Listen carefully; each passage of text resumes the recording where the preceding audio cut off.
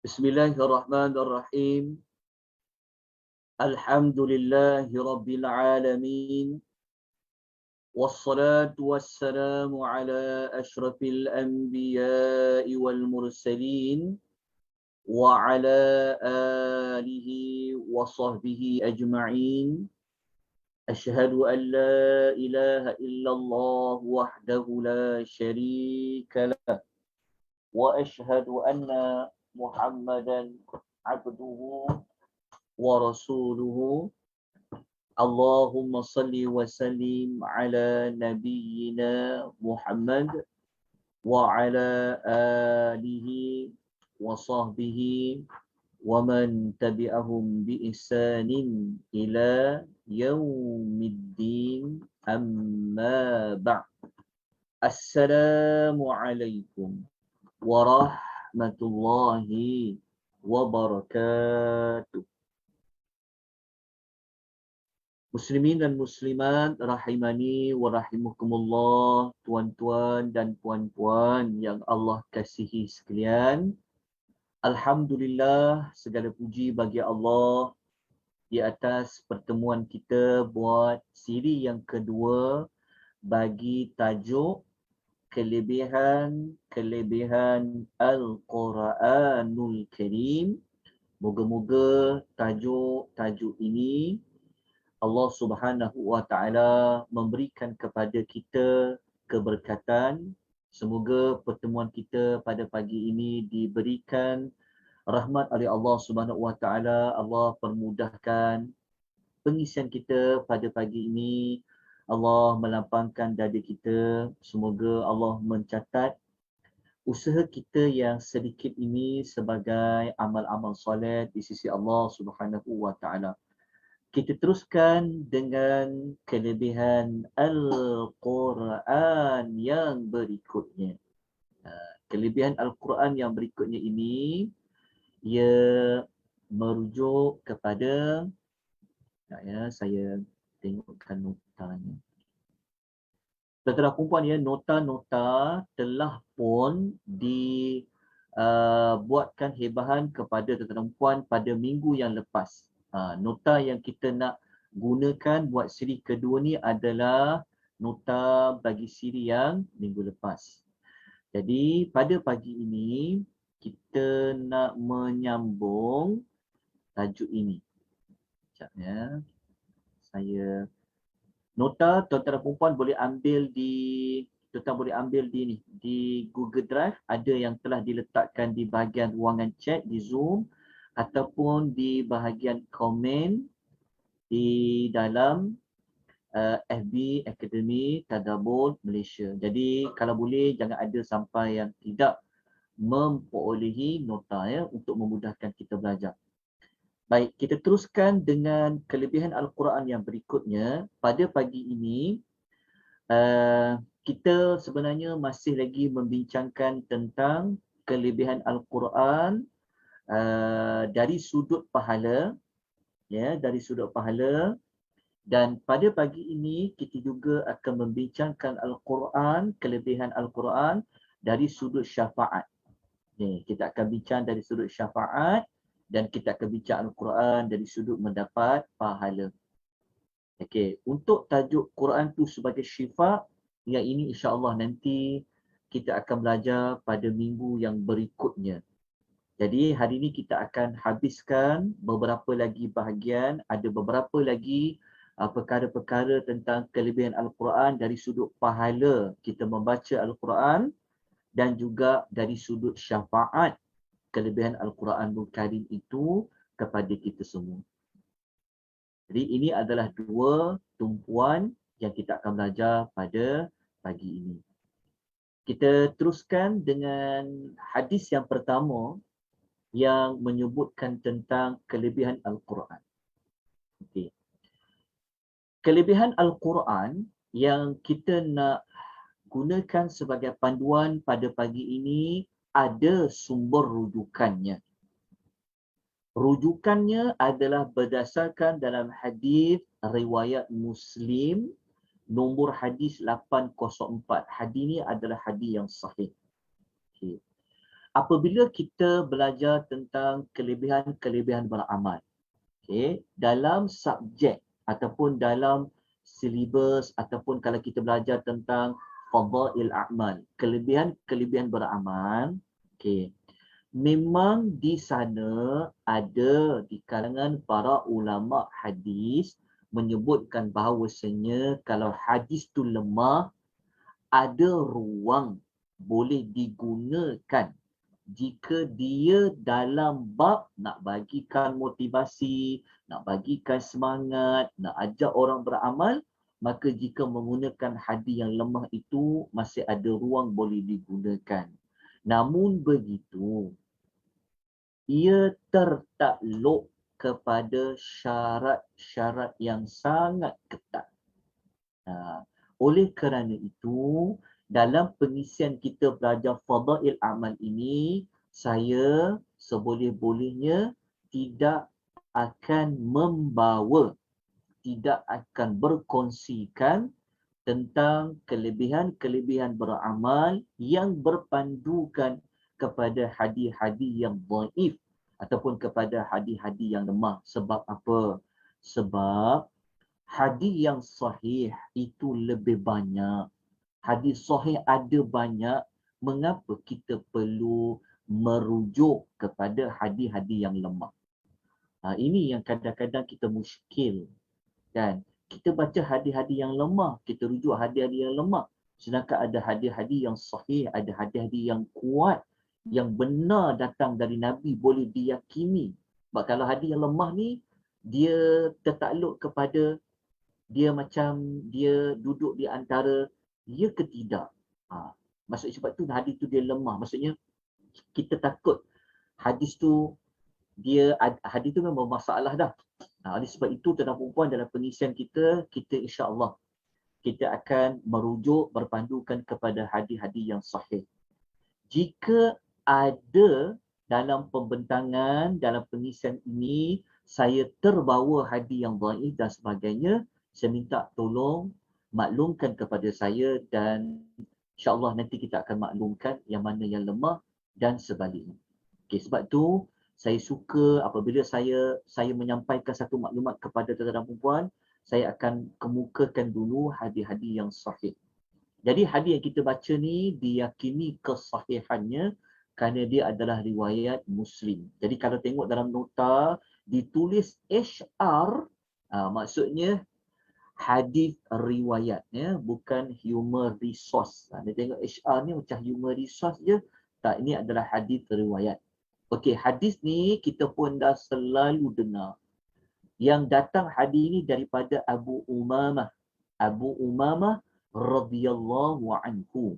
Nabi SAW bersabda, "Iqra'ul Qur'ana." Bacalah kalian akan Al-Quran.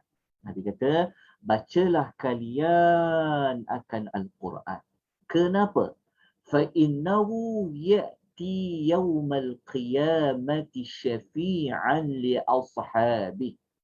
Ini kerana sesungguhnya ia, iaitu Al-Quran, akan datang pada hari kiamat. Kita tahu dah hari kiamat tu hari apa? Maka ia akan datang pada hari kiamat. Datang tu datang sebagai apa? Syafi'an. Memberikan syafaat. Kepada siapa? Li'ashabihi. Kepada pembaca Al-Quran tersebut. Okay. Pembaca di sini secara tidak langsung ia akan mengkaitkan dengan orang yang mengamalkan ayat Quran itu. Bukanlah hanya membaca semata-mata. Tetapi perbuatannya, sikapnya itu tak selari dengan apa yang dia baca. Dia baca ayat tu berbentuk Allah Ta'ala itu adalah satu-satunya Tuhan yang layak disembah. Contohnya. Tetapi dalam hidup dia, dia masih ada percaya, ada kuasa lain, masih percaya, ada makhluk lain boleh memberikan mudarat dan sebagainya, maka ia tak selari dengan apa yang dia telah baca. Jadi baca di sini dia juga merujuk kepada orang yang membaca Al-Quran dan dia ini mengikuti isi kandungan Al-Quranul Karim. Tetapi Al-Quran kenapa dia sebut baca dulu?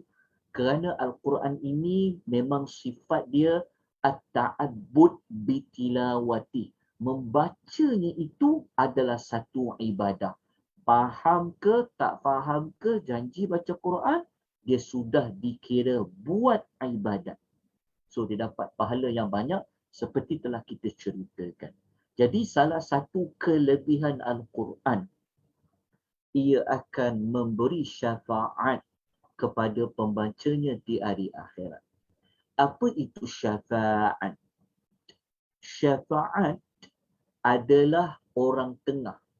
Kalau kita kata syafaat bentuk manusia, dia akan menjadi perantaraan antara kita dengan Allah. Maka antara kita dengan Allah tu, ia akan jadi perantaraan itu, itulah dipanggil syafaat. So syafaat ni adalah perantara antara kita dengan Allah dari sudut sama ada syafaat itu dari sudut menolong kita dalam bentuk menambahkan kebaikan ataupun syafaat dari sudut menolong kita, lindung kita daripada kita ditimpa dengan keburukan. Itulah syafaat. Sama ada syafaat daripada Rasulullah SAW, syafaat daripada para malaikat, syafaat daripada orang-orang yang soleh, kan syafaat daripada nabi-nabi yang terdahulu. Fungsinya syafaat itu untuk apa? Sama ada untuk naikkan darjat, sama ada untuk masukkan ke dalam syurga, sama ada dari sudut menambah pahala ataupun dari sudut mengelakkan kita daripada dimasukkan ke dalam api neraka dan juga bawa keluar daripada api neraka. Itu semua di bawah term dia panggil syafaat. Maka antara syafaat yang kita sangat perlukan di hari akhirat antaranya adalah Al-Quranul Karim. Oleh sebab itu, masa dekat dunia, jangan jauhkan diri dengan Al-Quran. Supaya nanti di hari akhirat, Al-Quran tidak menjauhkan diri kita dengan Al-Quranul Karim. Tepuk dada, tanya iman kita. Kita saja yang tahu apa yang kita buat dengan Al-Quran sehari-harian.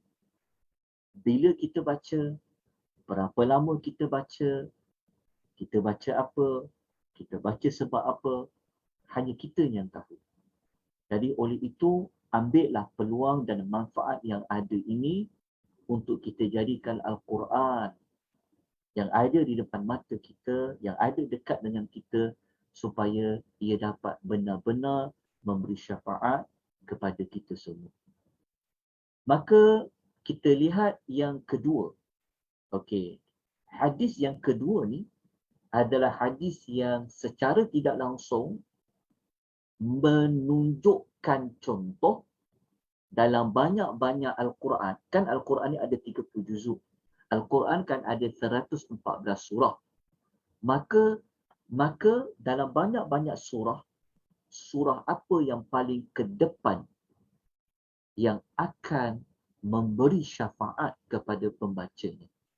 Secara tidak langsung, hadis ini menerangkan dengan lebih spesifik kelebihan surah tersebut. Okay, hadis ini adalah hadis yang datangnya daripada An-Nawas bin Sam'an radhiyallahu anhu. Nabi sallallahu alaihi wasallam bersabda, "Yu'ta yaumal qiyamati bil Qur'ani wa ahlihi." Nanti pada hari kiamat, Al-Quran akan didatangkan bersama orang yang dahulu mengamalkannya. Dalam hadis dikata ahli kepada Quran. Sebab dalam hadis ini dia sebut dekat sini dia panggil dia guna istilah wa ahlihi. Ahlihi ni maknanya ahli Al-Quran. Ahli Quran tidaklah hanya dikaitkan dengan orang yang menghafal Al-Quranul Karim. Tetapi orang yang menghafal Al-Quranul Karim, dia termasuk dalam ahli Al-Quranul Karim. Tetapi nak jadi ahli kepada Al-Quran, ya, maka tentulah kita ni benar-benar ahli kepada Quran. Kalau kita ahli kepada persatuan, mungkin ada pendaftaran, mungkin kita ni betul ahli. Tapi kalau macam nama je ahli, tapi tak pernah jumpa, tak pernah involve, tak pernah sekian, dia bukanlah sebenar-benar ahli. Maka kalau kita nak jadi ahli kepada Al-Quran, maka tentulah kita selalu dekat dengan Al-Quranul Karim. Maka Al-Quran nanti akan datang di hari akhirat bersama dengan ahlinya semasa di dunia. Kanu ya'maluna bihi fid dunya lah. Bersama orang yang dahulu, maknanya orang yang ahlinya yang mengamalkan Al-Quran. Taqdumuhu suratul Baqarah, yang akan berada di paling kehadapan adalah suratul Baqarah wa alu Imran, dan surah Ali Imran, tuhajjani an sahibihima, yang akan membela pembacanya kelak. Maknanya di sini kita dapat jelas siapakah, surah apakah, Quran yang manakah yang akan membela pembaca Al-Quran itu. Kita dapat tahu di sini adalah Al-Baqarah dengan surah Ali Imran. Bukanlah menafikan surah-surah yang lain, tak. Tetapi yang paling ke depan sekali, yang akan berhujah dengan Allah, yang akan menjadi pembela kepada pembaca Al-Quran dan ahli Quran itu adalah Al-Baqarah dengan Ali Imran. Secara tak langsung, hadis ini menunjukkan akan kelebihan suratul Baqarah dengan surah Ali Imran. Jadi kita baca Quran ni, kita memang tak akan rugi apa-apa. Kalau kita mengikuti kelas-kelas faham Quran, kita memang tak rugi apa-apa sebenarnya. Bahkan kita beruntung di dalam kubur dan juga di alam akhirat.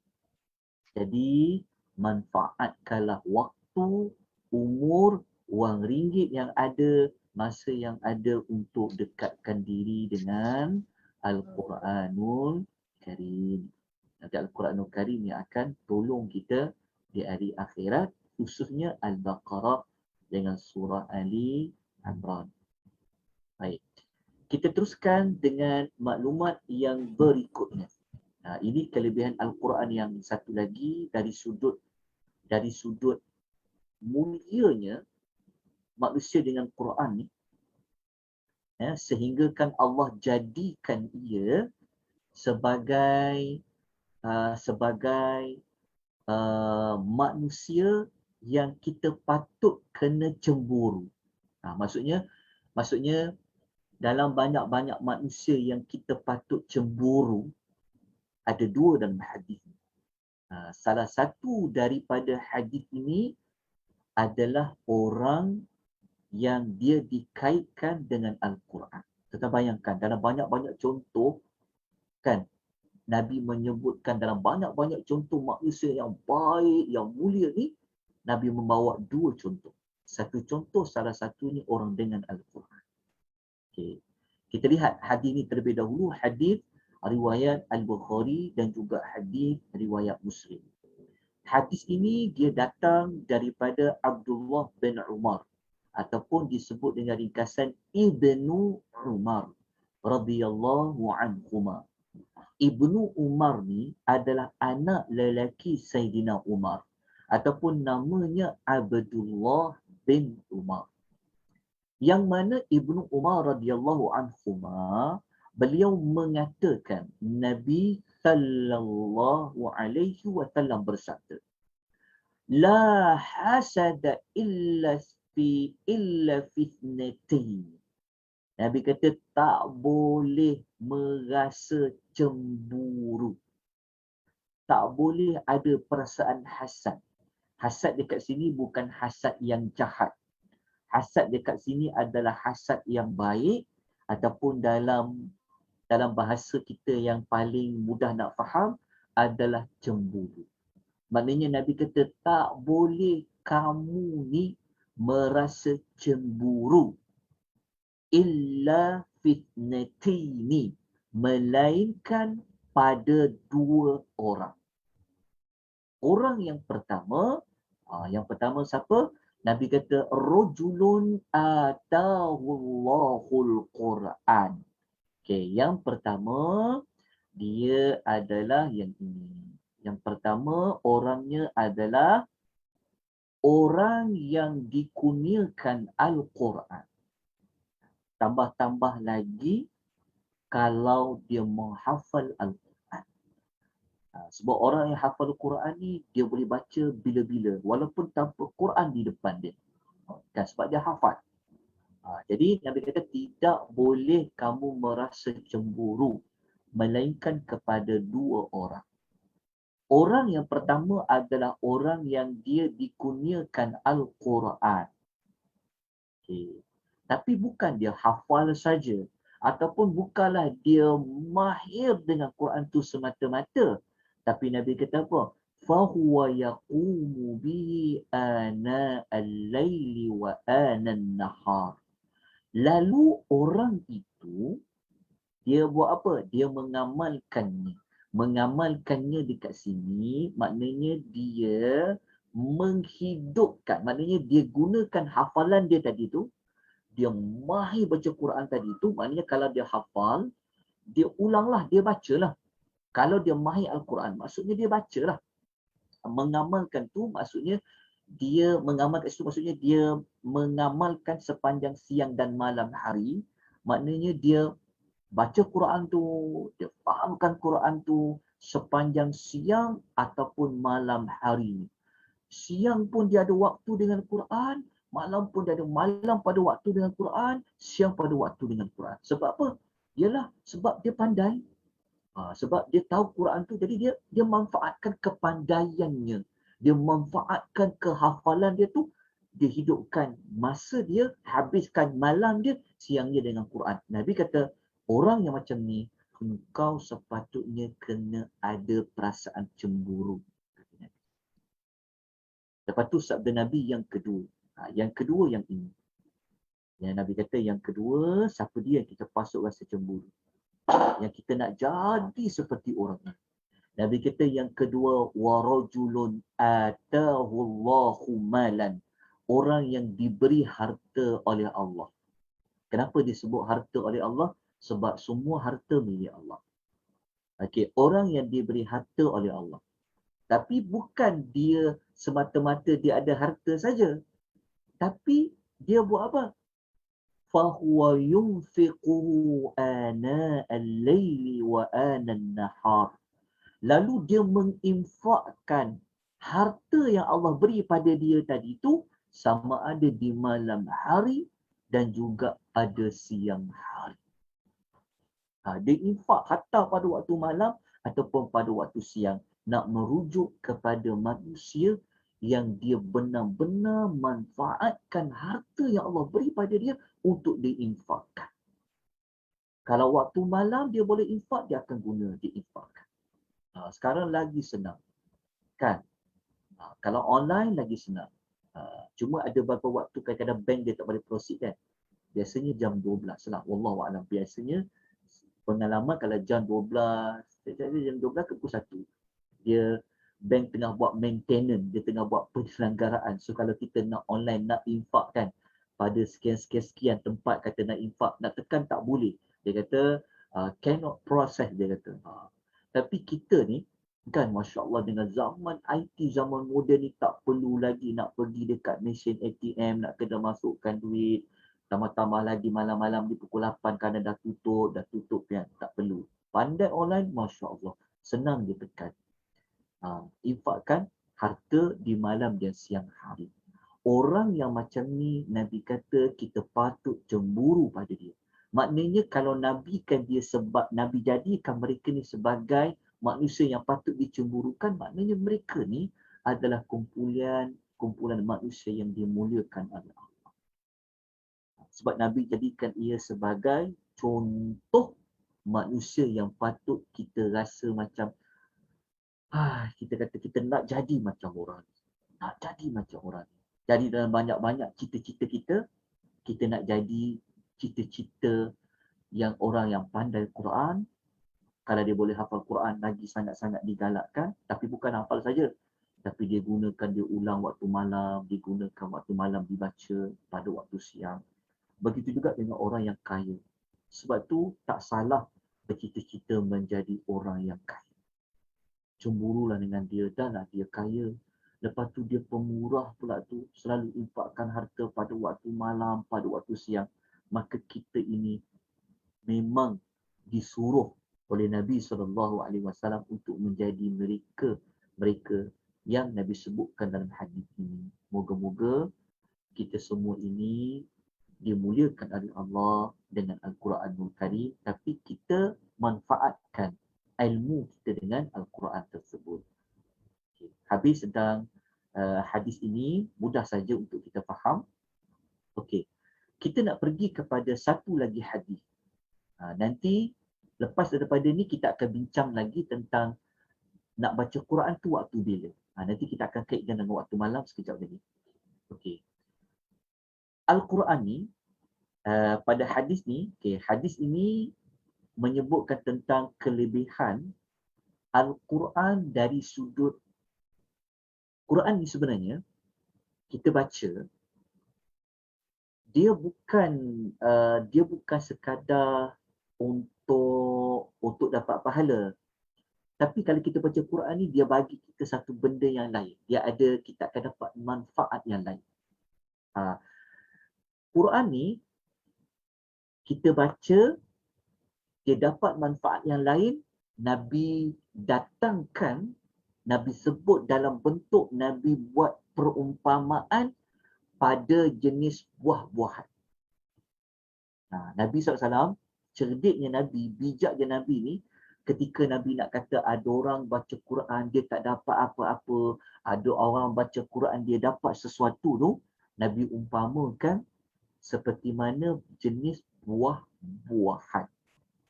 Cuma spesifik nama buah tu, wallahu ta'ala a'lam.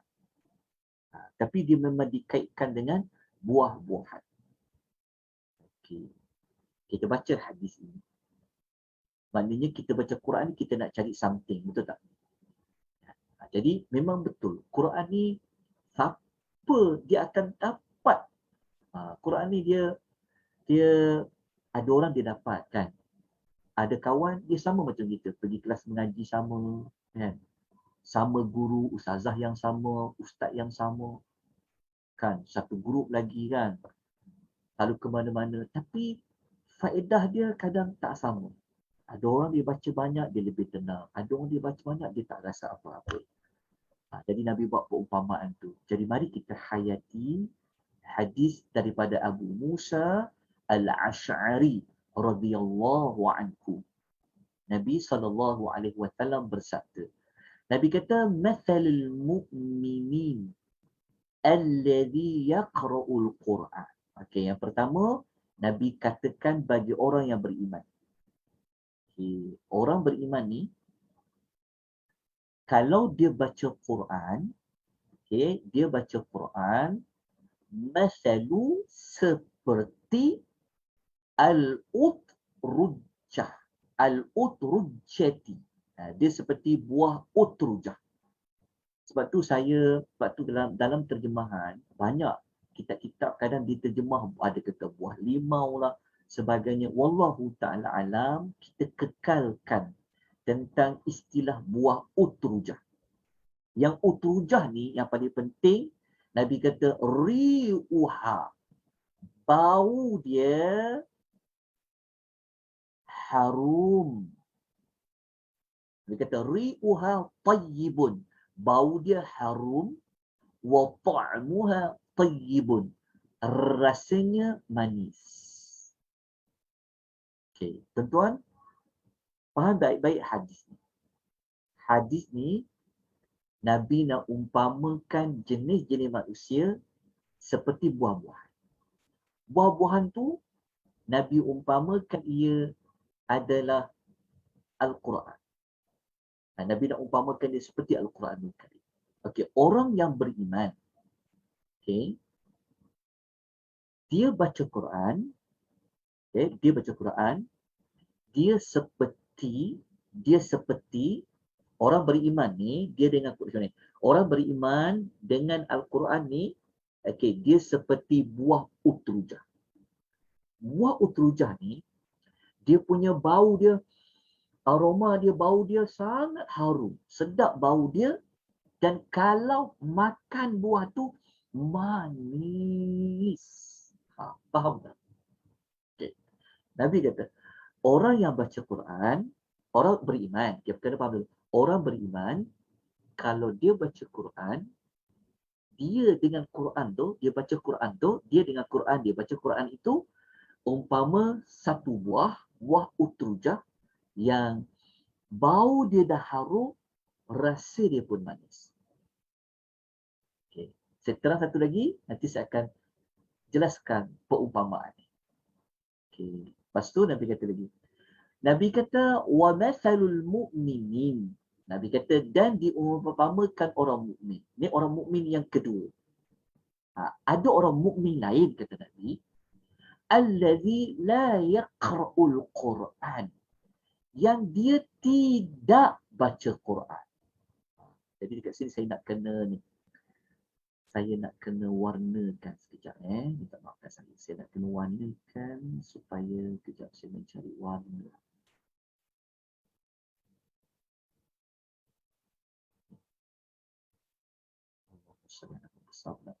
Okay, macam ni ya. Okey ya. Pertama kena ingat macam ni. Orang mukmin faham ke perumpamaan?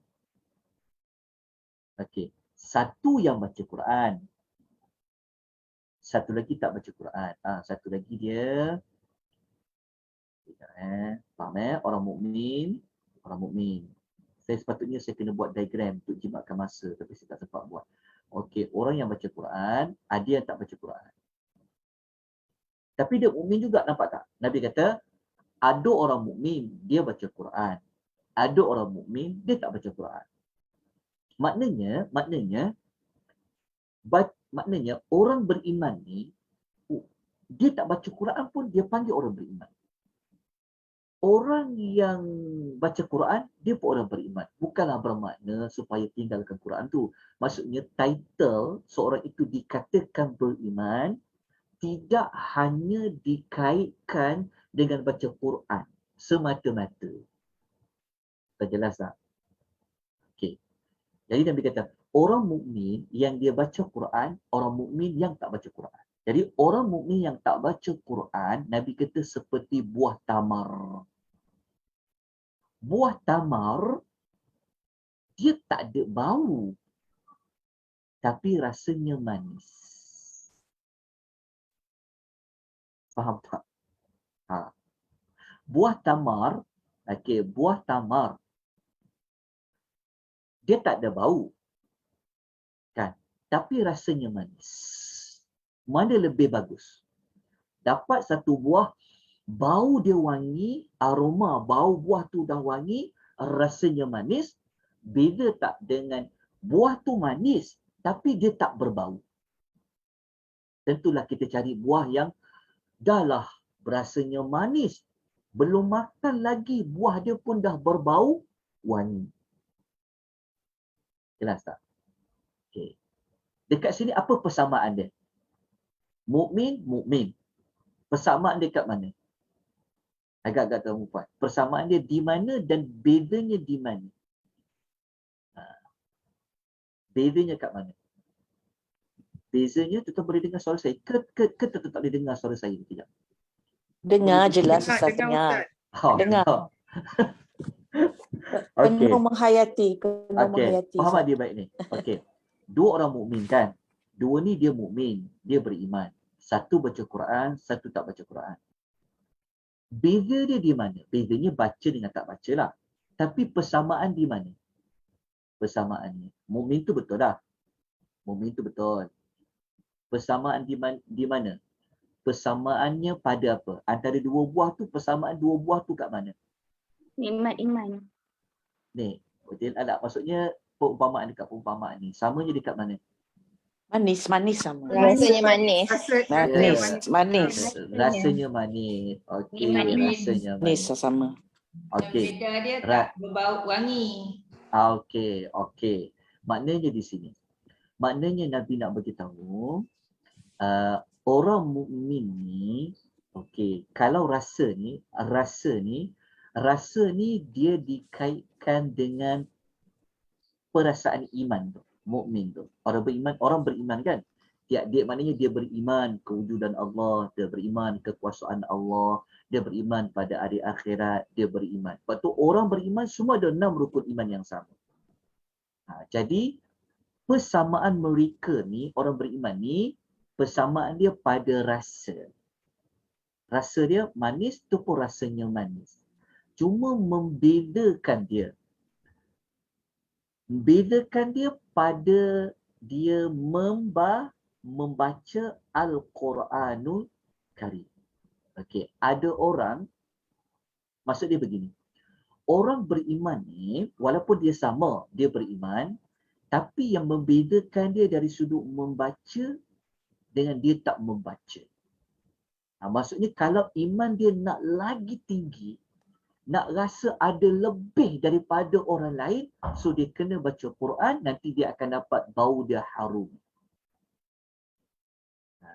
Kalau orang tak baca Quran, dia akan jadi seperti buah tamar saja, dia tidak berbau. Maksudnya orang mukmin yang mana satu yang lebih bernilai. Jangan tengok pada buah tu tapi pada bau dan rasa tu. Maknanya tentulah orang beriman yang dia manfaatkan Quran tu, dia seolah-olahnya apabila dia baca Quran akan berbau harum dia tu. Bukanlah dia tu bau harum, maksudnya darjat dia tu, kemuliaan dia tu lebih tinggi daripada orang yang beriman juga. Percaya Allah sama, Tuhan yang sama dipercayai. Tetapi dia tidak baca Quran. Tapi ada orang baca Quran dengan orang tak baca Quran. Dia dapat pada bau ni. Jadi di sini menunjukkan perbezaan orang mukmin dengan mukmin yang satu lagi adalah pada membacanya.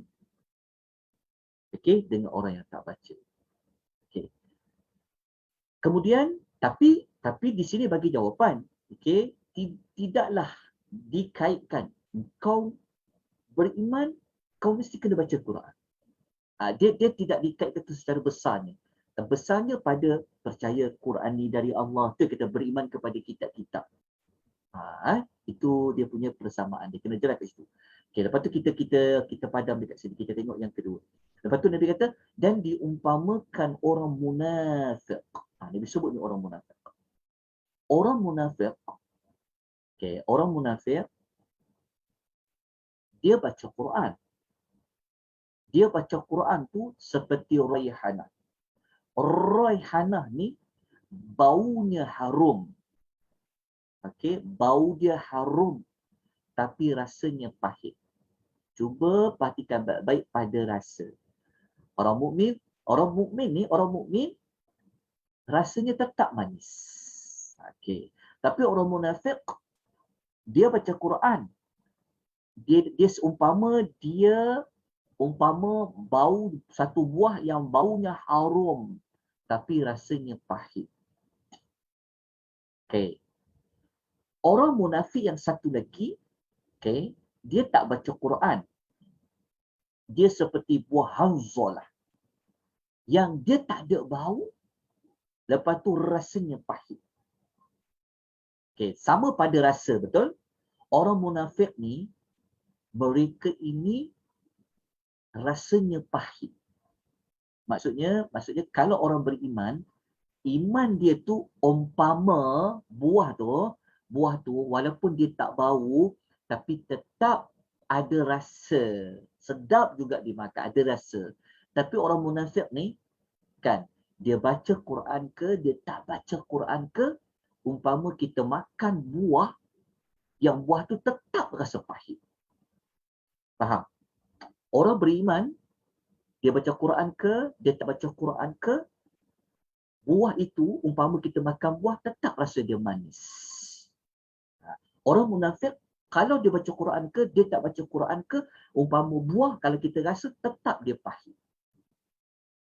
Okey. Jelas? Tapi orang munafik, yang jenis baca Quran, kan, walaupun Quran itu harum, tapi rasanya dia tak pahit. Mana penting? Buah ni pada rasa ke pada bau? Buah ni pada rasa ke pada bau? Tentulah pada rasa kan? Ada buah tengok macam tak cantik je buah tu, tapi rasa dia, tapi orang kalau beli buah cantik tapi rasa pahit, orang maki. Contoh buah durian, tak cantik pun, berduri boleh cedera, tapi rasa sedap.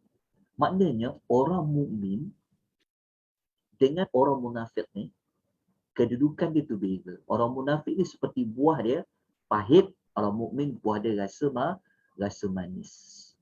Tetapi orang munafik, sekalipun dia itu baca Quran, tapi Quran tu tak bagi faedah pun apa-apa pun pada dia. Walaupun Quran tu ada kebaikan sebab dia harum. Jelas tak? Maknanya Quran ini dia harum. Okey, siapa yang baca dapatlah keharuman tu. Okey, tapi ada orang baca walaupun dia dapat keharuman tu tapi tak bagi kesan pada dia sebab rasanya pahit. Itu Nabi nak gambarkan pada orang yang baca Quran di kalangan orang mukmin dengan di kalangan orang yang baca Quran di kalangan orang munafik. Okey, jadi dekat sini tentulah kita nak buah tu nak yang sempurna, betul tak? Kan? Rasanya pun manis, tapi baunya pun harum. Jadi kita mesti nak jadi mukmin yang macam ni. Mukmin yang baca Al-Quran. Baunya harum, rasanya manis, maknanya Quran tu beri manfaat kepada dia. Quran tu beri faedah kepada dia. Kan? Mana kita suka lebih dekat? Dekat dengan orang yang dia perfume tu sedapnya bau, kan, dengan orang yang dia tidak bau apa-apa. Tak bau apa-apa ni tak apa lagi lah kan. Tapi tentulah kita suka dengan orang yang wangi-wangian, kan, baunya harum, begitu. Jadi di sini hadis ni memberi kita pengajaran tentang apa? Menunjukkan kelebihan Al-Quran ni.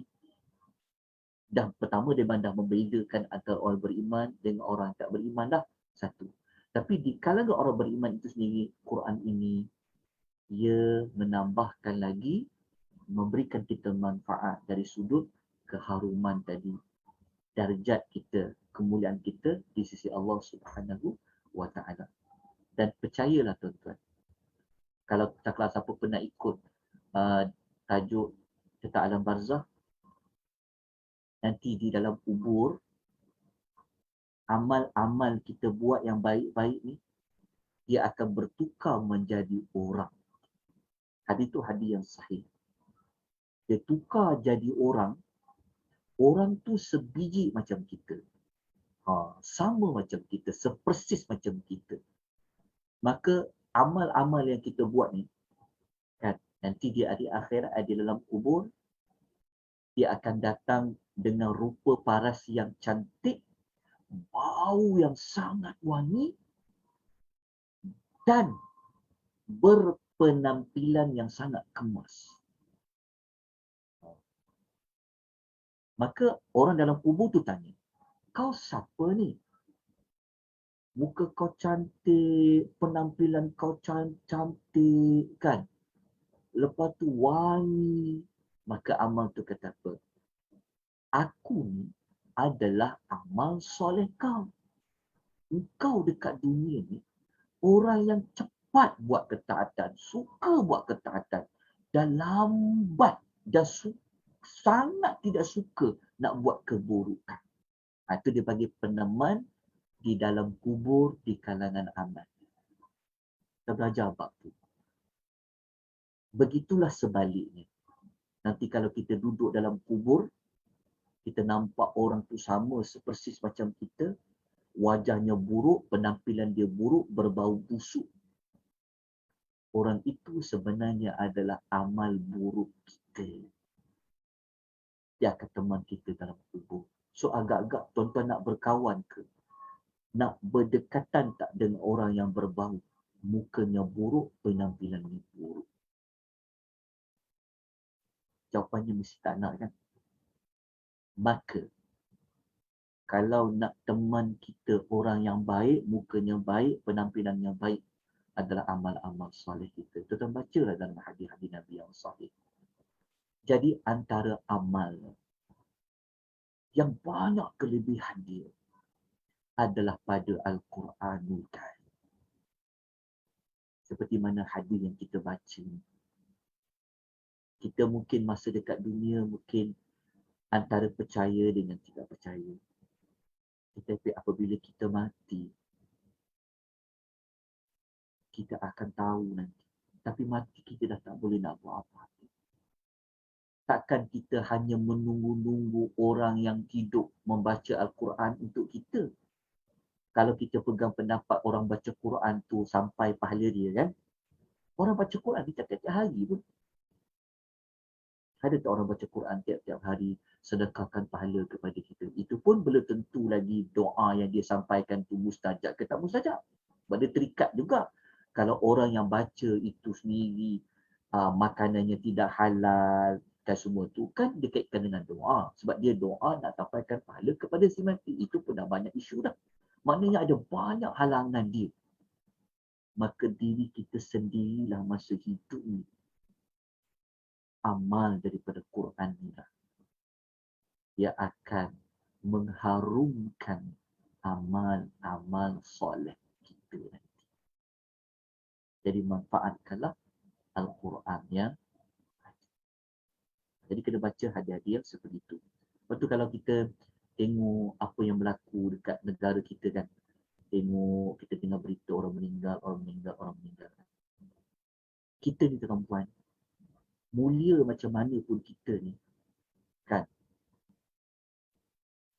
Orang iring kita tu di kubur tu, walaupun kita diiringi dengan VVIP iring kita dekat kubur, tetapi orang itu akan balik. Sekejap je diiring, berapa jam je, betul tak? Polis iring jenazah dia, orang iring jenazah dia, VIP datang lawat dia, contoh. Tetapi siapa yang akan menemankan dia di dalam kubur itu? Jawapannya adalah amalan dia. Maka amalan yang paling mudah, amal yang paling banyak kelebihan dia adalah Al-Quran. Jadi, jangan lepaskan peluang itu. Ya, sebab belum tentu lagi orang yang hidup itu, belum tentu anak kita yang ada boleh bacakan Quran, nak sampaikan pahala kepada kita, belum tentu lagi. Belum tentu lagi dia buat, belum tentu lagi kalau dia buat pahala itu sampai. Jadi, kita berharaplah pada diri sendiri. Jadi manfaatkan. Sebab tidak ada orang yang tak boleh baca Quran. Melainkan dia kena belajarlah. Jadi manfaatkan. Sebab tu kelebihan Quran ini dimanfaatkan. Baik, kita teruskan dengan hadis yang berikutnya. Ini kita nak masuk kepada tajuk. Macam mana kita nak gandakan lagi pahala membaca Quran. Quran ni tuan-tuan, bacalah di mana-mana pun. Bacalah pukul berapa, waktu bila, tak dapat pahala. Lepas tu hebatnya Quran ni. Macam kita nak solat, kadang-kadang kita nak kena berwudu, ada masa tak boleh nak solat, dia banyak keterikatan dia. Kalau nak puasa mungkin kita larat dengan tak larat. Tapi baca Quran ni benda yang sangat mudah. Jadi, kita macam mana kita nak dapat lagi kelebihan Al-Quranul Karim ni, maka dibincangkan dari sudut keafdalian waktu-waktunya. Okey. Maklumat ni saya nukilkan, saya ambil maklumat ini daripada kitab Al-Adhkar. Kita tengok dalam gambar tu kitab Al-Adhkar kan, Al-Imam An-Nawawi. Al-Imam An-Nawawi dalam kitabnya Zikir-Zikir Al-Adhkar, dalam bab tajuk Tilawatul Quran, beliau telah mengemukakan maklumat ini. Dia kata apa? Dia kata ketahuilah bahawa bacaan yang paling utama adalah ketika salat. Ini dulu. Jadi kalau kita nak gandakan pahala membaca Al-Quran tadi, maka tempat, waktu yang paling afdal untuk kita baca ayat Quran tu adalah ketika salat. Dalam salat. Dalam salat. Lagi saya akan tunjuk contoh hadis yang lain. Ini para ulama bincang. Jadi kalau orang tanya, bila waktu saya paling baik saya nak baca Quran? Jawapannya adalah di dalam solat. Kita ulanglah banyak mana ayat pun tak apa walaupun ayat tu sama. Sebab tu kalau kita mampu hafal, kita hafal. Kalau tak mampu, dibenarkan untuk kita tengok Al-Quran. Kan? Kalau kita tak mampu hafal yang banyak pun, ulang benda yang sama pun tak apa. Kalau kita hafal surah Inna A'tainakal Kautsar pun, dan contoh, kita boleh hafal surah yang pendek-pendek, ulang tu banyak kali pun tak apa. Sebab lagi banyak diulang, dikira huruf-huruf kita dah belajar pada minggu lepas, betul tak? Baca pula ketika solat, Masya Allah, pahala dia berganda. Apa yang disebut oleh Imam Nawawi ni, Imam Nawawi kata apa? Menurut mazhab Imam Syafi'i dan selain daripada mazhab Syafi'i pun, bahawa lamanya berdiri dalam solat dengan bacaan Al-Quran yang panjang lebih baik daripada lama sujud dan yang lain. Maknanya, para ulama bincang. Sebab para ulama ni, mereka suka buat kebaikan. Sehingga kan mereka bincang. Kalau kita solat fardu, nak berdiri lama-lama dengan kita sujud lama, mana lebih afdal? Jadi perbincangan panjang lah di kalangan para ulama. Cuma Al-Imam Nawawi, dia menukilkan, menurut pendapat Imam Mazhab Syafi'i kan, sebagainya mengatakan bahawa dia kata, lamanya berdiri tu dia kata, lamanya berdiri. Secara tak langsung kita belajar Fadail Amal pasal solat tau. Lama berdiri. Dia kata, lamanya berdiri dalam solat ni, dia kata, adalah lebih baik. Maknanya, kita nak lama berdiri dengan apa? Tentu nak baca Quran. Baca Quran. Tapi kalau kita tak mampu, memang kita sakit pun, tak mampu nak berdiri lama, maka kita boleh duduk. Duduklah lama-lama duduk. Maknanya sebelum kita rukuk, baca panjang-panjang ayat Quran. Dia sebenarnya dia nak usulkan kepada membaca Al-Quran ketika berdiri di dalam solat lah. Okey. Lepas tu Al-Imam Nawawi, dia mengatakan dalam kitab Al-Adhkar, kita boleh cari maklumat tu dalam kitab Al-Adhkar, beliau mengatakan bahawasanya membaca Al-Quran selain dalam solat. Maknanya nak luar solat lah. Kan? Bila yang paling afdal? Yang terbaik. Kita tuan-tuan kalau buat amal, kita mesti memilih the best. Cari yang terbaik. Selain dari solat, maknanya kalau luar daripada solat, yang paling utama adalah bacaan di waktu malam. Yang paling utama di waktu malam. Maksud dia, kalau yang pertama tadi solat tadi, maknanya mana-mana solat lah. Solat fardu ke, solat sunat ke, memang afdal baca Quran ketika solat. Lepas tu, kita sedia maklum, solat fardu tentu lebih afdal daripada solat pada waktu malam. Betul tak? Jelas tak? Tetapi, itu kita berhenti kita pasal solat. Bab kedua ni dia kata, kalau kita tak nak baca Quran tu ketika solat, dia kata, yang paling afdal dia dibaca pada waktu malam. Dia sebut dulu, waktu malam. Malam ni, maghrib sampai subuh. Malam lah, dia panggil malam. Okey, sampai sebelum subuh, malam. Okey, lepas tu, Al-Imam Nawawi, dia spesifik lagi. Okey, dia kata, separuh malam yang terakhir lebih utama dari separuh malam yang pertama.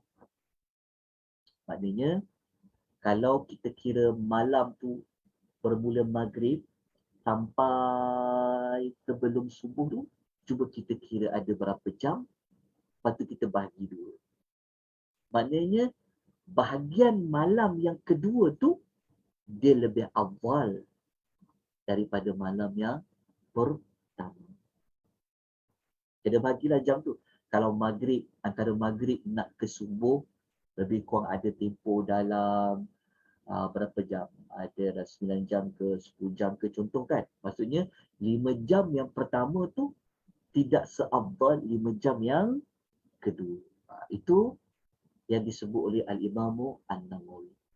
Okay, dah nampak jelas dah. Kan? Sebab kita kena bijak teman-teman. Allah bagi kita rahmat ni, kelebihan-kelebihan waktu-waktu ni manfaatkan. Okay. Lepas tu, Imam Nawawi kata lagi.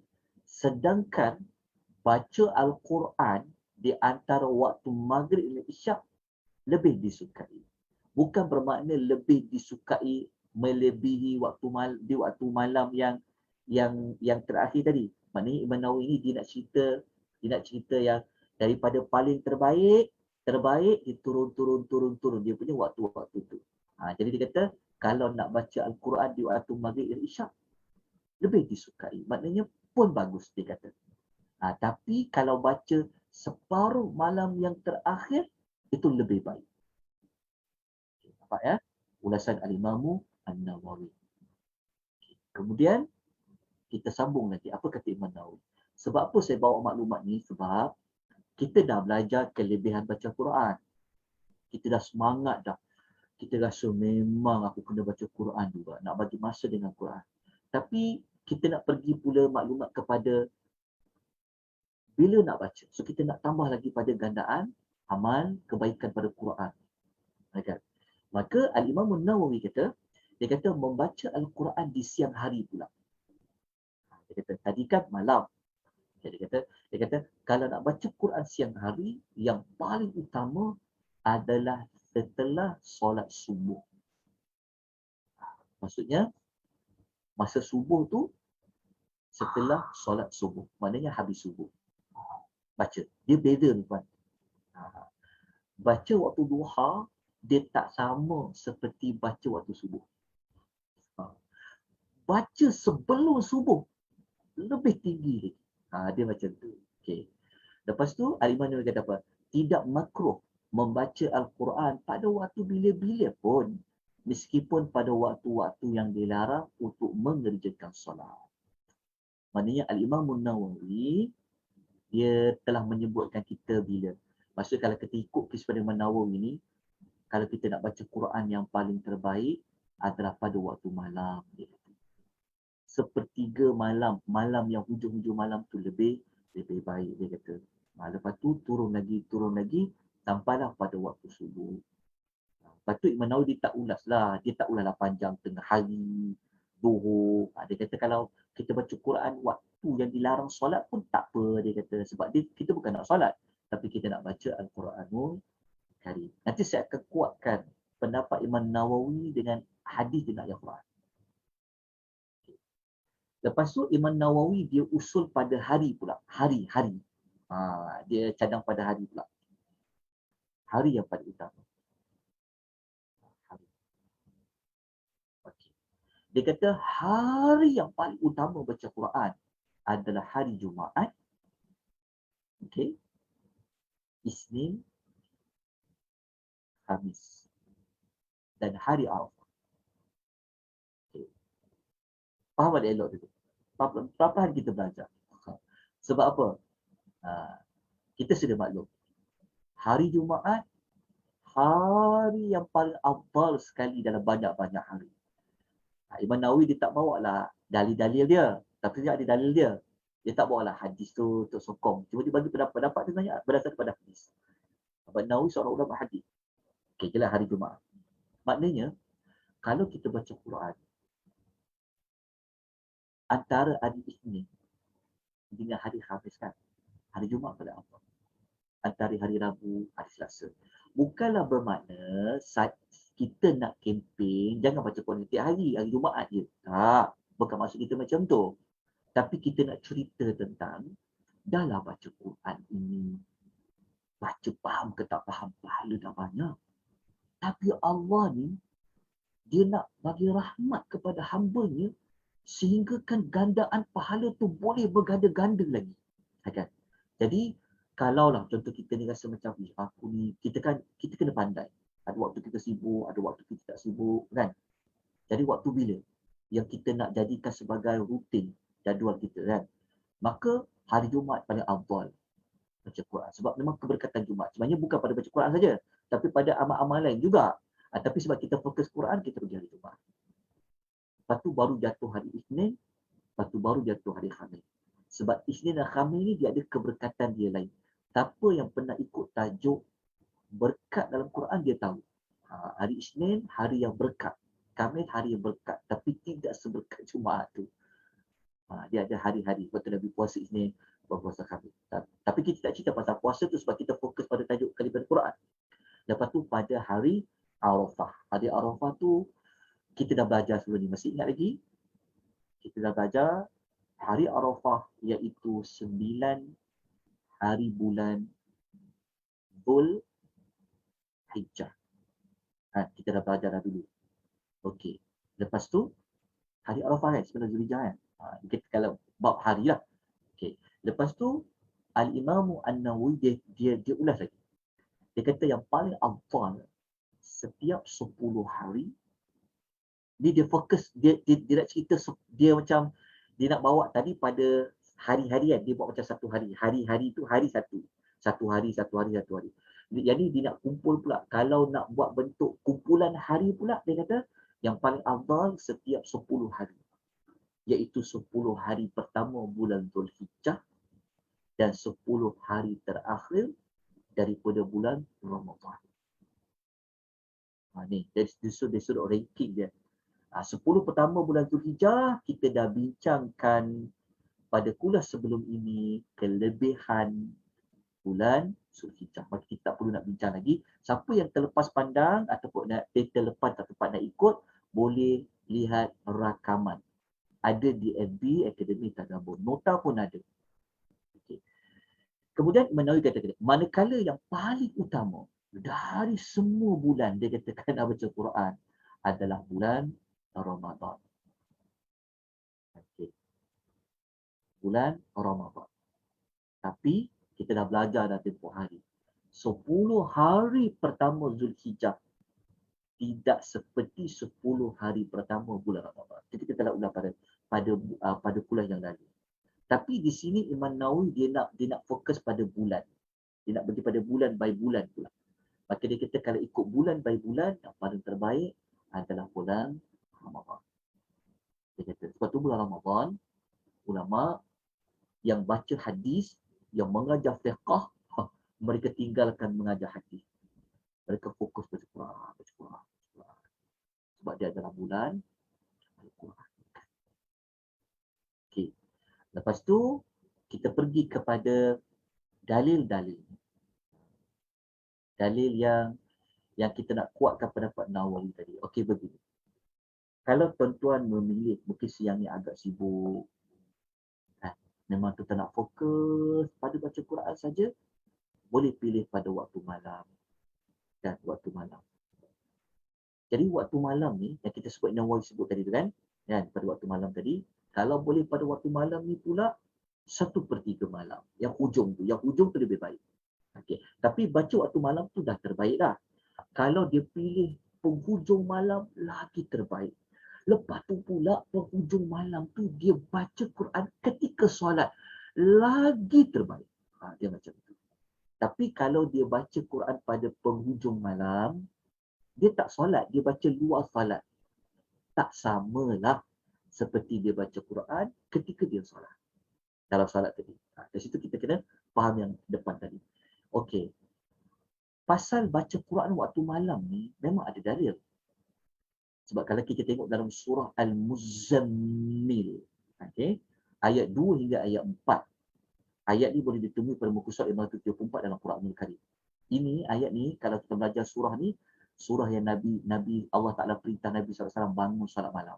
Nanti insya-Allah kita akan ada satu slot khas pasal kelebihan solat malam. Nanti kita akan sampai. Kita akan ada satu tajuk khas kelebihan solat malam. Kita dah sentuh tajuk kelebihan solat malam ni pada tajuk amal penghapus dosa. Kita cuma sebut satu kelebihan saja. Pada solat malam tu penghapus dosa. Kita nak bincang lebih lanjut lagi. Apa kelebihan solat malam? Dengan lebih lanjut, dengan lebih terperinci. Salah satu daripadanya kita dah belajar sebagai penghapus dosa. Tapi ada kelebihan lagi. Tapi kalau yang ini, kita cerita pasal Quran saja. Tapi boleh dikaitkan pada solat malam. Dikaitkan apa pada solat malam tu? Pada baca Quran. Dia berbeza tuan-tuan. Solat malam tu sendiri, dia dah ada kelebihan dia yang lain. Lepas tu pula, baca Quran pada solat malam tu, dia ada kelebihan dia yang lain. Nak tengok dia punya kelebihan beramal ni. Dia bukan solat malam tu combine semua sekali dapat pahala, sekali dengan Quran. Tak, dia berbeza. Baca Quran dapat kelebihan lain, solat tu sendiri kelebihan yang lain. Lepas tu pula, solat tu pula pada penghujung malam. Ada kelebihan yang lain. Gandaan pahala dia oleh Allah Azza wa Jalla. Jadi, Allah Ta'ala kata pada Nabi SAW, Qumil layla illa qalila. Allah kata, bangunlah di waktu malam. Kecuali illa qalila. Kecuali sedikit. Sedikit tu maksudnya, sedikit untuk Nabi tidur. Nisfahu awinqus minhu qalila. Iaitu separuh daripada waktu malam ataupun kurangkan sedikit daripada separuh waktu malam tu. Okey, nanti waktu kita belajar tentang kelebihan solat malam tu, kita akan kupas ayat ni. Maknanya ayat ni, Allah Ta'ala cerita tentang Nabi nak solat malam dengan waktu tidur tu nak bahagi macam mana. Kalau kita baca ayat pertama ni, sikit dia tidur. Lebih tu solat. Itu ayat kedua.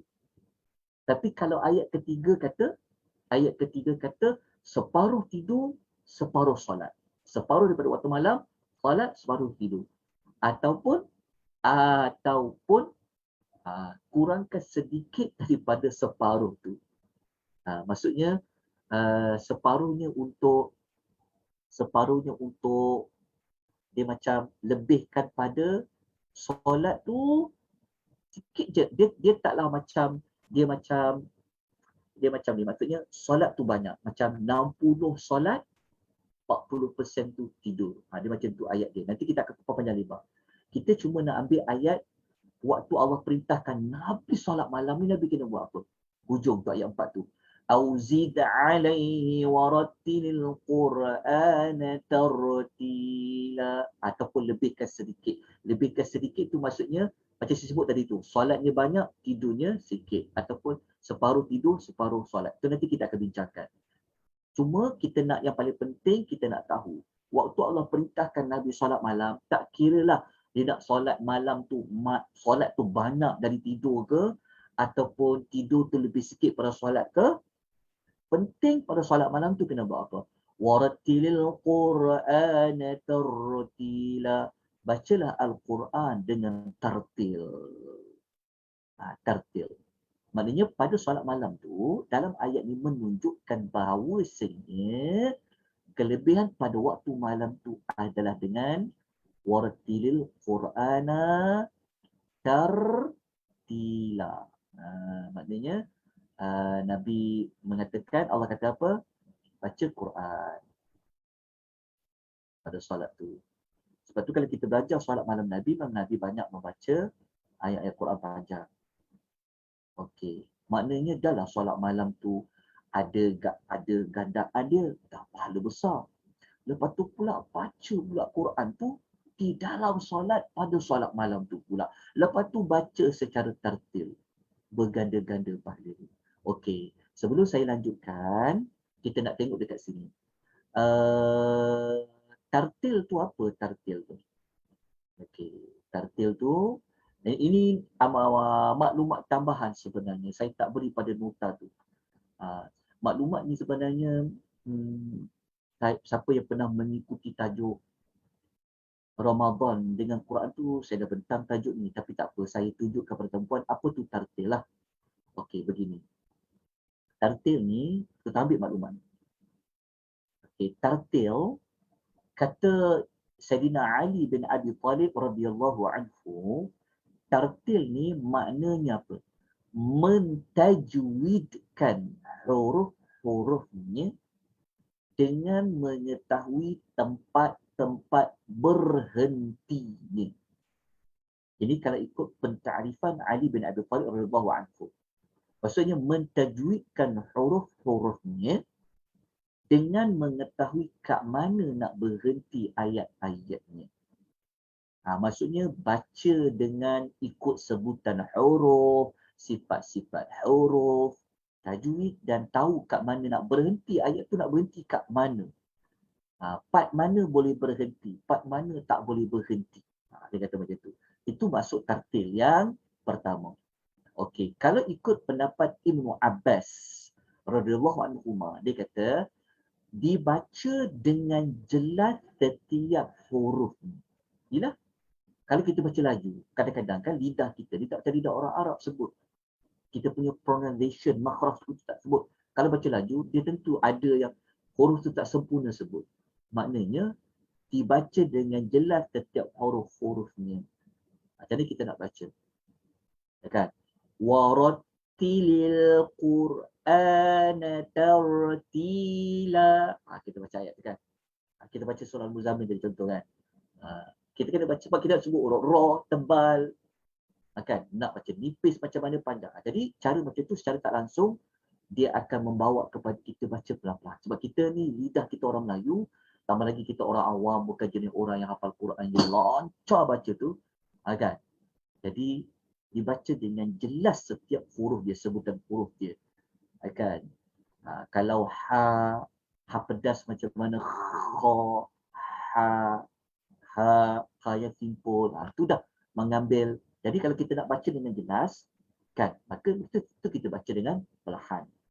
Perlahan tu bukan perlahan pada suara, perlahan pada kelajuan. Okey, lepas tu kita baca pula. Kita baca apa pendapat Ibnu Ishaq.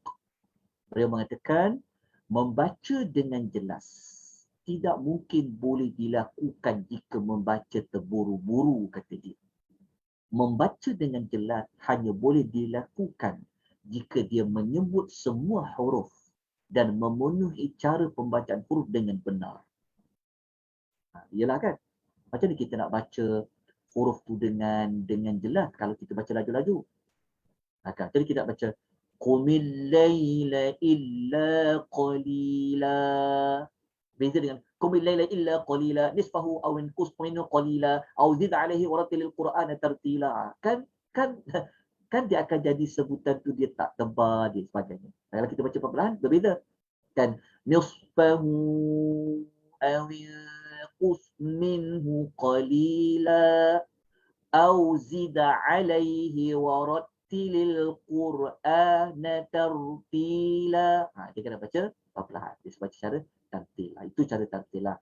Okay, kita bukan nak ajar untuk Quran tu, tapi kita nak sebut tentang pada Quran itu kita boleh dapat package. Maksudnya dengan Quran tu kita boleh dengan Quran saja dia boleh dapat pahala yang berganda-ganda dengan Quran.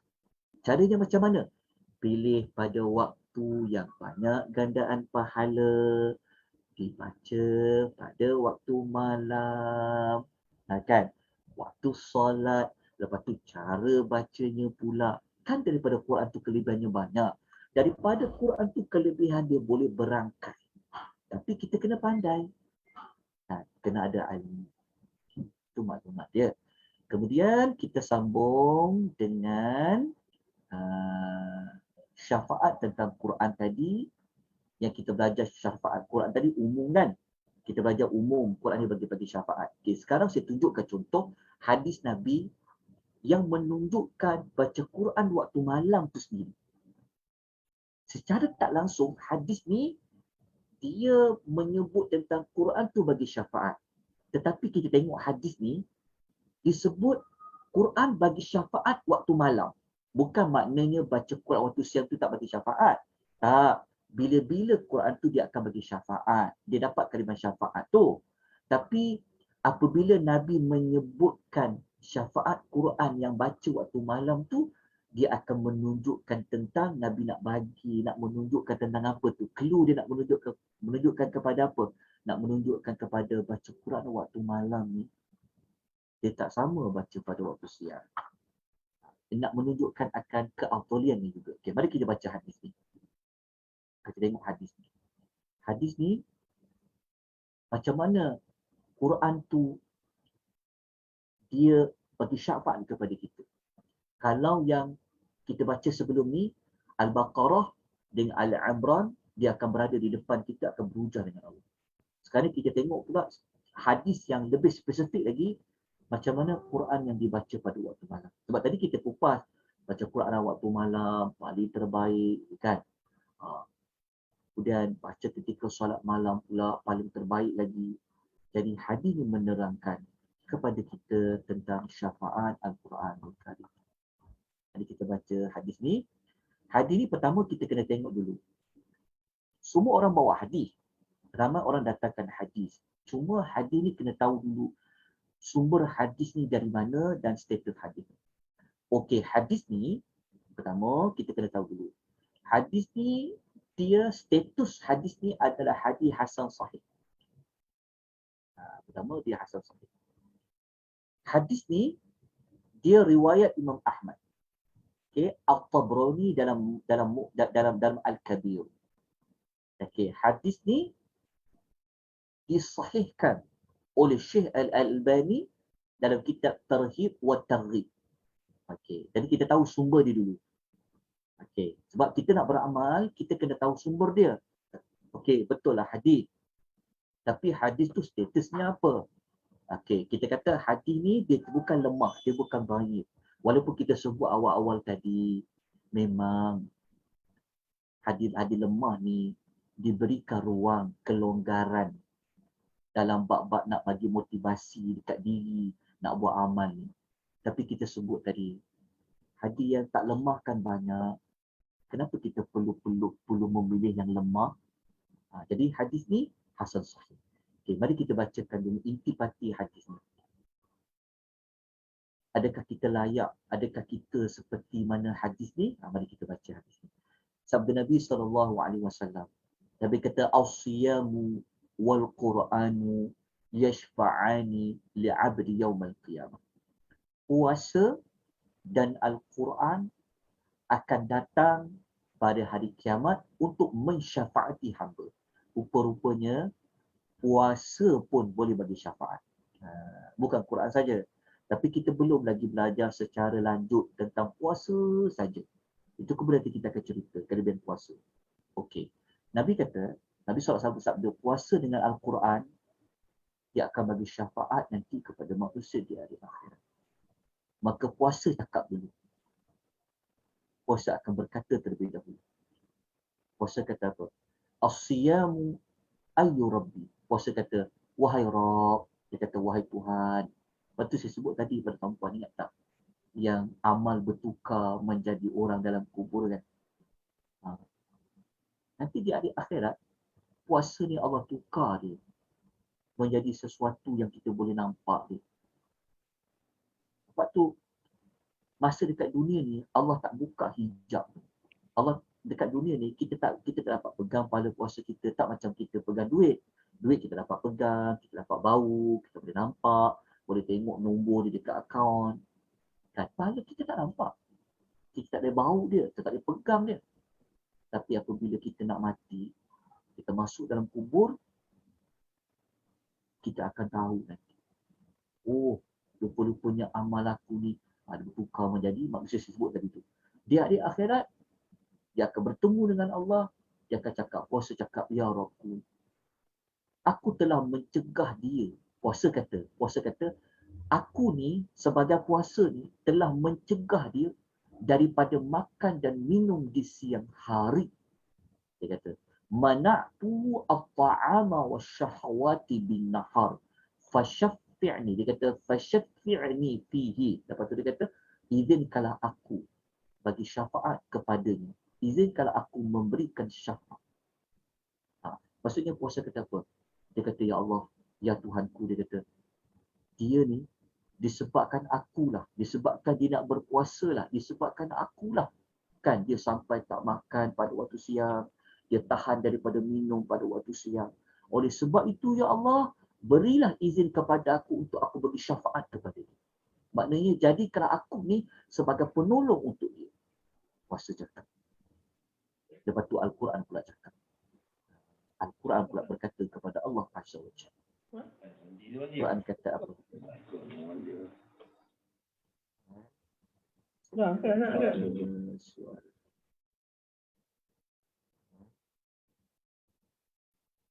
Okay, kita tengok hadis sambung ya. Okey, sambung. Lepas tu Quran cakap apa pula? Quran cakap wa yaqulu Quran. Quran pula cakap. Okey, saya nak kena padamkan ni sebab agak bercuti penting. Ya, Quran bercakap. Quran cakap apa pada Allah? Tak rugi kita baca Quran. Tak rugi kita belajar Quran. Tak sia-sia selama ni kita berpenat-penat dengan Quran. Hulu ke hilir kita punya nak baca Quran kan. Jual muka kita malu dah tua-tua kita baru nak baca Quran. Tak apa teman-teman. Tak. Quran tu dia cakap apa pada Allah? Dia kata, mana'tu an-nauma bil-lail. Quran tu kata, ya Rabbku, disebabkan aku ni telah mencegah dia tidur pada waktu malam. Sebab apa? Sebab kan, yelah sebab punya nak baca Quran tadi kita belajar kan. Oh, lepas dia baca Quran, apalah baca waktu malam kan, baca waktu malam. Disebabkan kita nak mengejar keafdalian baca Quran waktu malam tadi kan, kita sanggup buang tidur kita. Kan? Yelah sebab kita nak kejar 1/3 malam, kan sanggup kita tak tidur, orang lain tidur nyenyak. Tapi kita bangun, korbankan waktu tidur kita semata-mata nak baca Quran di waktu malam, nak baca pula ketika solat di waktu malam, panjang nak baca. Maka Quran nanti datang kepada Allah, dia akan kata, ya Rabbku, aku telah mencegah dia tidur waktu malam. Dia kata, fasyifi'ni fihi. Oleh sebab itu, berilah aku izin untuk memberinya syafaat. Berilah aku keizinan kepada aku untuk tolong dia, ya Allah.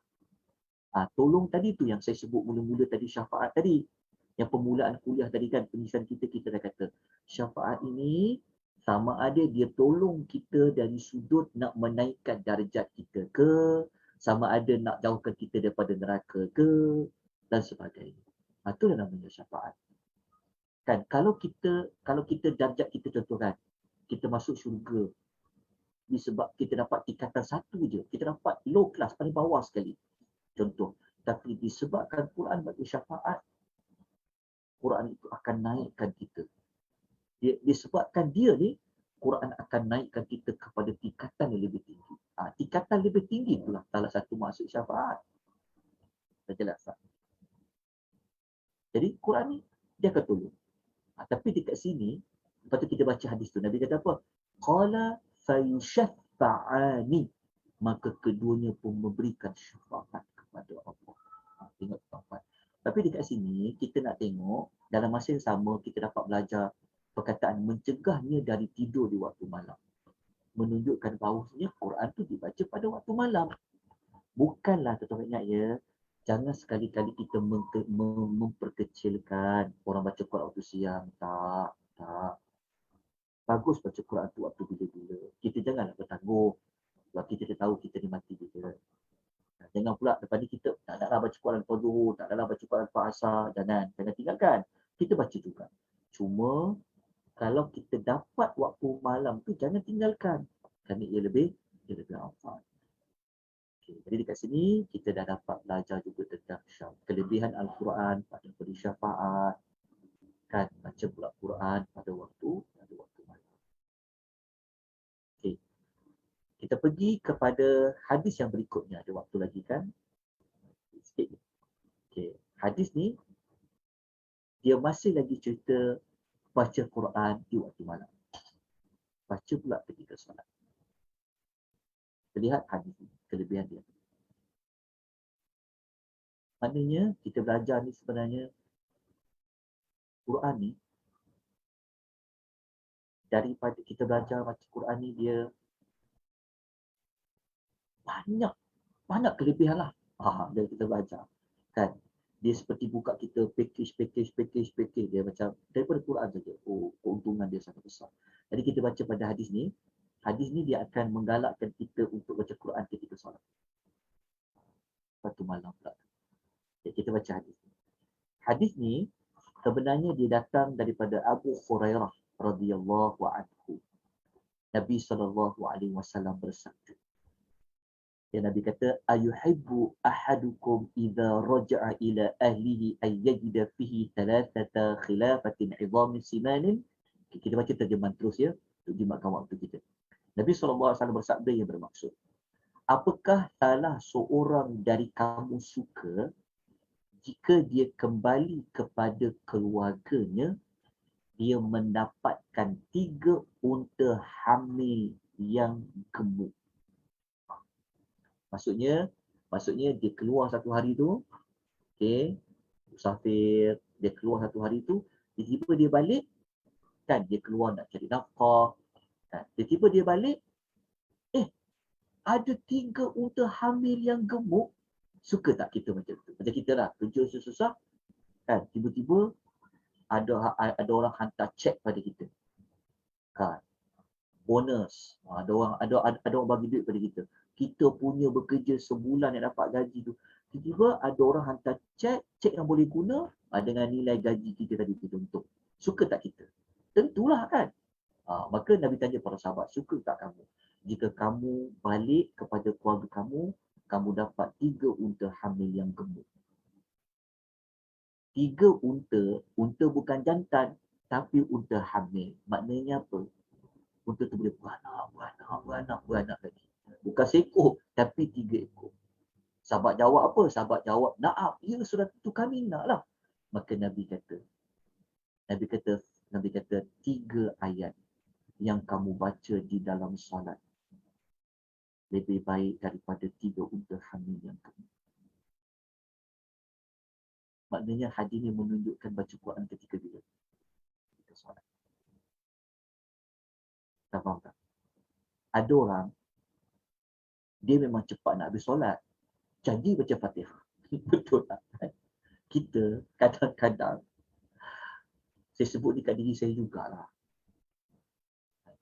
Kadang-kadang kita solat ni punya nak cepat habis kan. Kita baca Fatihah je, bagi kita tahu Fatihah tu wajib kan. Baca Fatihah. Kadang-kadang surah tak baca pun. Kan surah kan, tak baca surah-surah lain lah kan.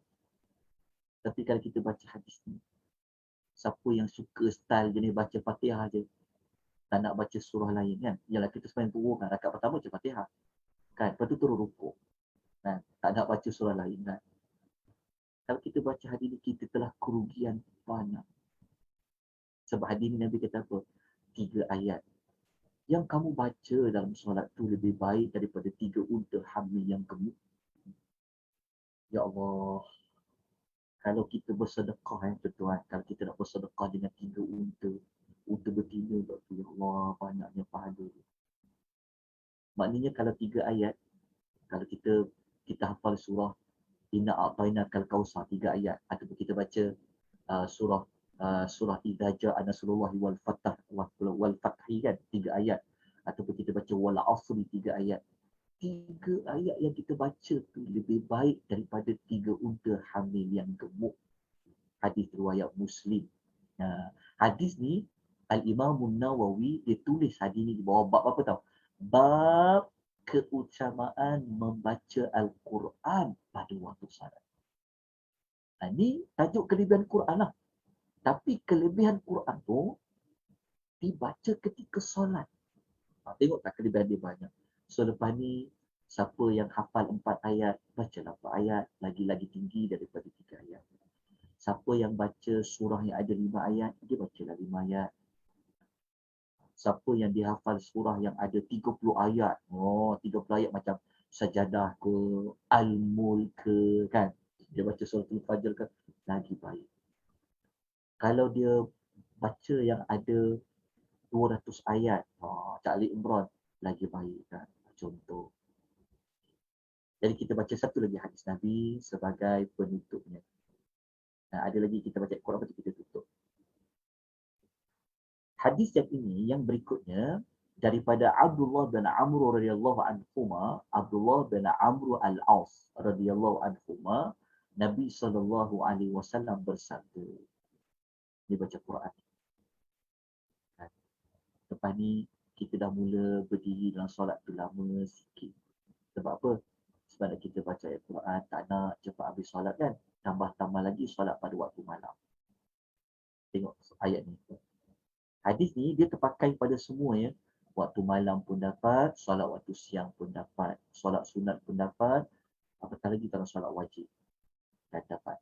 Okey, hadis ni Nabi khususkan pada solat pada waktu malam. Nabi kata apa? Nabi kata sesiapa yang membaca 10 ayat semasa qiyam. Nabi kata, sebab Nabi kata wa man qama. Kan? Kalau dibaca waktu solat biasa pun dan solat wajib tentulah lagi dapat. Sebab apa? Sebab solat wajib kan lebih afdal daripada solat mana-mana solat sunat. Jadi Nabi kata sesiapa yang membaca 10 ayat semasa dia qiyam, khususnya qiyamul lail waktu malam, kan, maka dia tidak dicatat sebagai orang yang lalai, ghafil. Maksudnya kalau kita baca 10 ayat semasa kita qiyam, kan, Allah Ta'ala akan letakkan kita, oh dia ni bukan orang yang lalai, dia bukan orang yang tak ingat pada aku, dia orang yang ingat pada aku. 10 ayat. Lepas tu Nabi kata, وَمَنْ قَامَ بِمِئَةِ آيَةٍ. Siapa yang membaca 100 ayat semasa dia qiyam, dia dicatat sebagai orang yang qanitin. Qanitin ni maknanya orang-orang yang taat, orang-orang yang banyak buat amal. وَمَنْ قَامَ بِأَلْفِ آيَةٍ كُتِبَ مِنَ الْمُقَنْطَرِينَ. Dan siapa yang membaca 1000 ayat semasa qiyam dia, maka dia dicatat sebagai orang yang mendapat pemendaraan harta yang banyak. Maknanya dia dicatat sebagai orang yang akan dapat, orang yang kaya, orang yang Allah Ta'ala sediakan dengan dia pembendaharaan pahala yang berlipat-lipatkan. Maknanya kita dapat belajar Quran ni dalam baca tu pahala. Tekan. Quran ni dia, kalau kita baca kan, dia kita dah baca pun minggu lepas tu. Quran tu dia boleh mengangkat orang, angkat darjat orang, naikkan darjat orang, naik lagi darjat orang. Jadi manfaatkan Al-Quran. Jadi secara tak langsung dia membawa kepada tajuk kelebihan membaca banyak ayat Quran. Kelebihan membaca Quran secara tertil, kelebihan membaca Al-Quran ketika malam, waktu malam, kelebihan membaca Al-Quran waktu malam ketika qiyam pula tu. Lepas tu baca pula ayat banyak. Lepas tu Nabi, kenapa kakinya bengkak-bengkak? Dia solat malam. Sebab dia berdiri lama. Kenapa dia berdiri lama? Sebab dia baca Quran tu. Okay. Jadi kita lihat pada ayat terakhir sekali. Ayat terakhir ni, ayat ni dia menyokong pendapat Imam Nawawi tadi kata, baca dia pada waktu subuh. Ni waktu subuh ni. Ni sebab dia waktu subuh ni. Ni ayat ni baca, orang yang baca ayat Quran pada solat subuh. Allah Ta'ala kata apa? Dalam surah apa ni? Ni dalam surah Al-Isra. Ayat nombor 38. Aqimus salata liduluki syamsi ila ghasaqil lail wa Qur'an al-fajr. Inna Qur'an al-fajri kana mashhuda. Allah kata, buatlah solat ketika gelincir matahari sampailah waktu gelap malam dan solat subuh. Okey, Nabi kata kerjakanlah solat ketika gelincir matahari sehingga waktu gelapnya malam.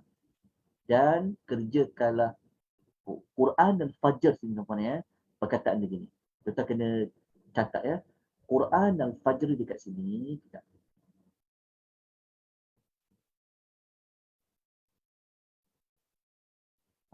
Ni, Quran al-Fajr dekat sini, dia sebenarnya adalah panggilan bagi solat subuh.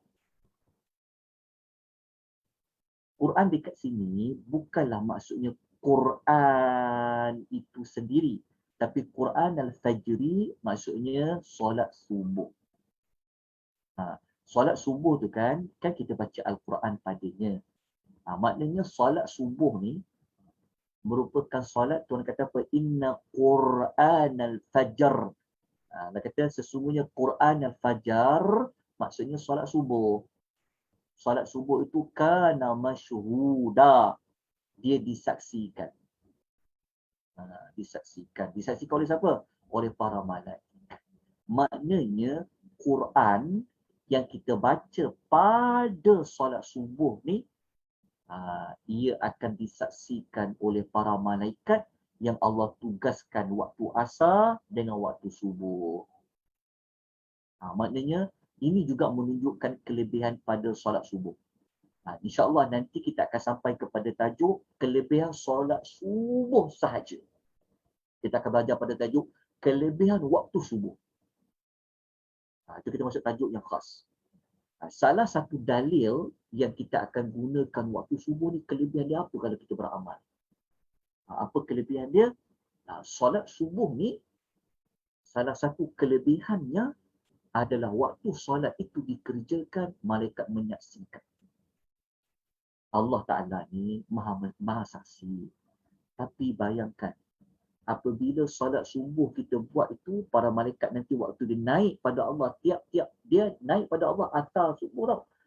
Malaikat ni dia naik pada Allah. Sebab tu amal kita ni sebenarnya, amal kita ni Allah Ta'ala tanya, Allah Ta'ala tengok, ada yang harian, ada yang mingguan. Kalau yang harian, yang asar subuh tu, jadi setiap malaikat bertukar subuh asar ni, maka ketika mereka menghadap kepada Allah, ketika Allah Ta'ala tanya, hamba-Ku ni buat apa? Dia kata, waktu aku pergi tu, aku dapati dia sedang mengerjakan solat. Jadi, solat subuh ni di antara solat yang malaikat datang ketika shift dia tu. Maka solat subuh ni solat yang disaksikan oleh para malaikat. Jadi bayangkan ketika subuh tu lah, kita membaca ayat Quran yang panjang. Kalau tadi 10 ke, 100 ke, 1000 ke, ikut kepada kemampuan kita. So, dia punya gandaan pahala dia sangatlah tinggi. InsyaAllah nanti kita akan belajar pada kelebihan waktu subuh. Itu pada tajuk amal waktu subuh. Baik, kita dah habis untuk pengisian kita pada pagi ni. InsyaAllah nanti kita sambung minggu depan. Ada sikit saja lagi. Minggu depan akan habis tajuk ni. Nak baca Quran tu macam mana. Lepas tu kita nak pergi kepada tajuk selain pada baca, kita juga boleh dengar. Kita hanya fokus kepada baca je dulu. Kita belum masuk bab dengar lagi. Jadi minggu depan, insyaAllah siri 3, kita nak cerita tentang baca Quran ni bentuknya bagaimana, cara dia bagaimana. Lepas tu kita nak masuk kepada tajuk, kalau kami tak boleh baca, kan? Macam mana nak buat? Ada satu lagi jalan, boleh mendengar. Okey. InsyaAllah kita akan habiskan maklumat ini pada minggu depan siri 3. Lepas tu saya akan bagi nota tambahan bertajuk Quran itu dia adalah penawar. Dia adalah penawar dan kita akan kongsikan beberapa contoh-contoh Quran tu boleh dijadi sebagai ruqyah, sebagai penawar, insyaAllah pada minggu hadapan. Jadi saya buka mana-mana soalan jika ada. Sekejap saya buka suara tuan-tuan kalau ada. Okey, saya dah buka suara tuan-tuan. Kalau ada apa-apa soalan, saya tengok dekat chat ni banyak soalan. Kalau saya boleh jawab, saya jawab ya. Kalau saya tak boleh jawab tu, maknanya saya tak tahulah. Wallahualam, tak banyak ilmu sebenarnya. Soalan dekat chat dulu. Silakan jemaah ya jika ada soalan. Assalamualaikum Ustaz. Assalamualaikum warahmatullahi wabarakatuh. Saya nak tanya tentang surah Al-Baqarah dan surah Al-Imran tu dibaca setiap hari ke maksudnya? Tak, ya wallahu alam. Nabi tak sebut dia baca setiap hari. Tapi ia menunjukkan kepada membaca Al-Baqarah dan Al-Imran. Dia tak sebut setiap hari tu. Wallahu ta'ala alam. Tapi kalau kita khatam Quran, sudah pasti kita akan membaca ayat tu kan, betul tak? Kan? Tapi dia begini, kalau dia secara umum, ayat tu sebab saya tak jumpa lagi hadis yang kata baca Al-Baqarah dengan Al-Imran ni setiap hari. Tetapi kita memang sedia maklum bahawa baca Quran ni memang bagus setiap hari. Begitu. Sebab adik-adik umum bacalah Quran tu bagi syafaat pada kita. Kan? Tapi secara tak langsung hadis tu menunjuk spesifik kepada Al-Baqarah dengan Al-Imran. Cuma adakah dibaca setiap hari? Allah Ta'ala alam. Tapi baca Quran setiap hari tu memang digalakkan. Jadi kalau kita nak baca setiap hari tu Al-Baqarah dan Al-Imran pun boleh. Baik. Cuma dari sudut kemampuan lah. Kalau kita baca Al-Quran Al-Baqarah setiap hari tu, dia dah masuk 2 juzuk lebih tu. Kan? Tapi kalau kita ikut kemampuan kita, cuba kita baca sambung-sambung ke. InsyaAllah, moga-moga Allah beri kita rahmat. Ikut kepada kemampuan kita. Okey, ada soalan dekat chat. Assalamualaikum Ustaz. Assalamualaikum warahmatullahi wabarakatuh. Ya. Ustaz yang baca ayat tu 100 ayat satu malam tu dalam sepanjang malam malam tu kita solat ke dalam satu solat macam kata dalam tahajud aja ke? Itu macam mana? Yalah, betul lah itu. Maksudnya dalam solat tu kita bacalah 10 ayat. Satu qiyam. Dia tak sebut rakaat tu. Maksudnya kalau 100 ayat tu maksudnya dalam satu malam yang kita sembahyang tu. Ya, kita qiyam tadi. Kita buat dalam qiyamul ajab. Saya tengok hadis tadi takut saya tersalah faham. Siapa yang membaca 10 ayat semasa qiyamu Ramadan? Ya. Dia tak sebut secara spesifik rakaat barakaat. Tapi dia sebut qiyamu Ramadan. Contohnya kalau kita jenis style kita solat contohnya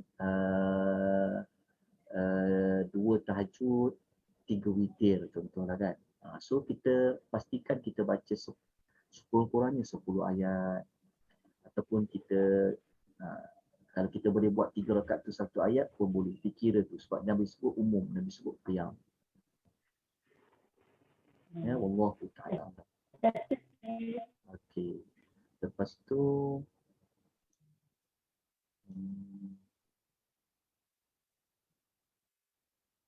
Ustaz nak saya bacakan ke Ustaz? Kejap saya tengok mana Tak payah, saya ya? jawab, mana saya tak boleh jawab. Okey. Ada yang bertanya, kita sedekahkan pahala kepada orang meninggal, adakah itu akan bertukar menjadi orang juga ke untuk arwah? Wallahu ta'ala alam. Yang tu saya tak tahu. Contohnya macam pahala, contohkan pahala anak kan. Macam kita buat pahala, sedekahkan pahala tu. Dia sebenarnya kalau berarwah ni kan, yang ulama sepakat pada sedekah. Bacaan Quran ni ada banyak perbincangan lah pada perkataan para ulama. Contohnya kalau saya sedekah kan, contohnya saya ada RM10.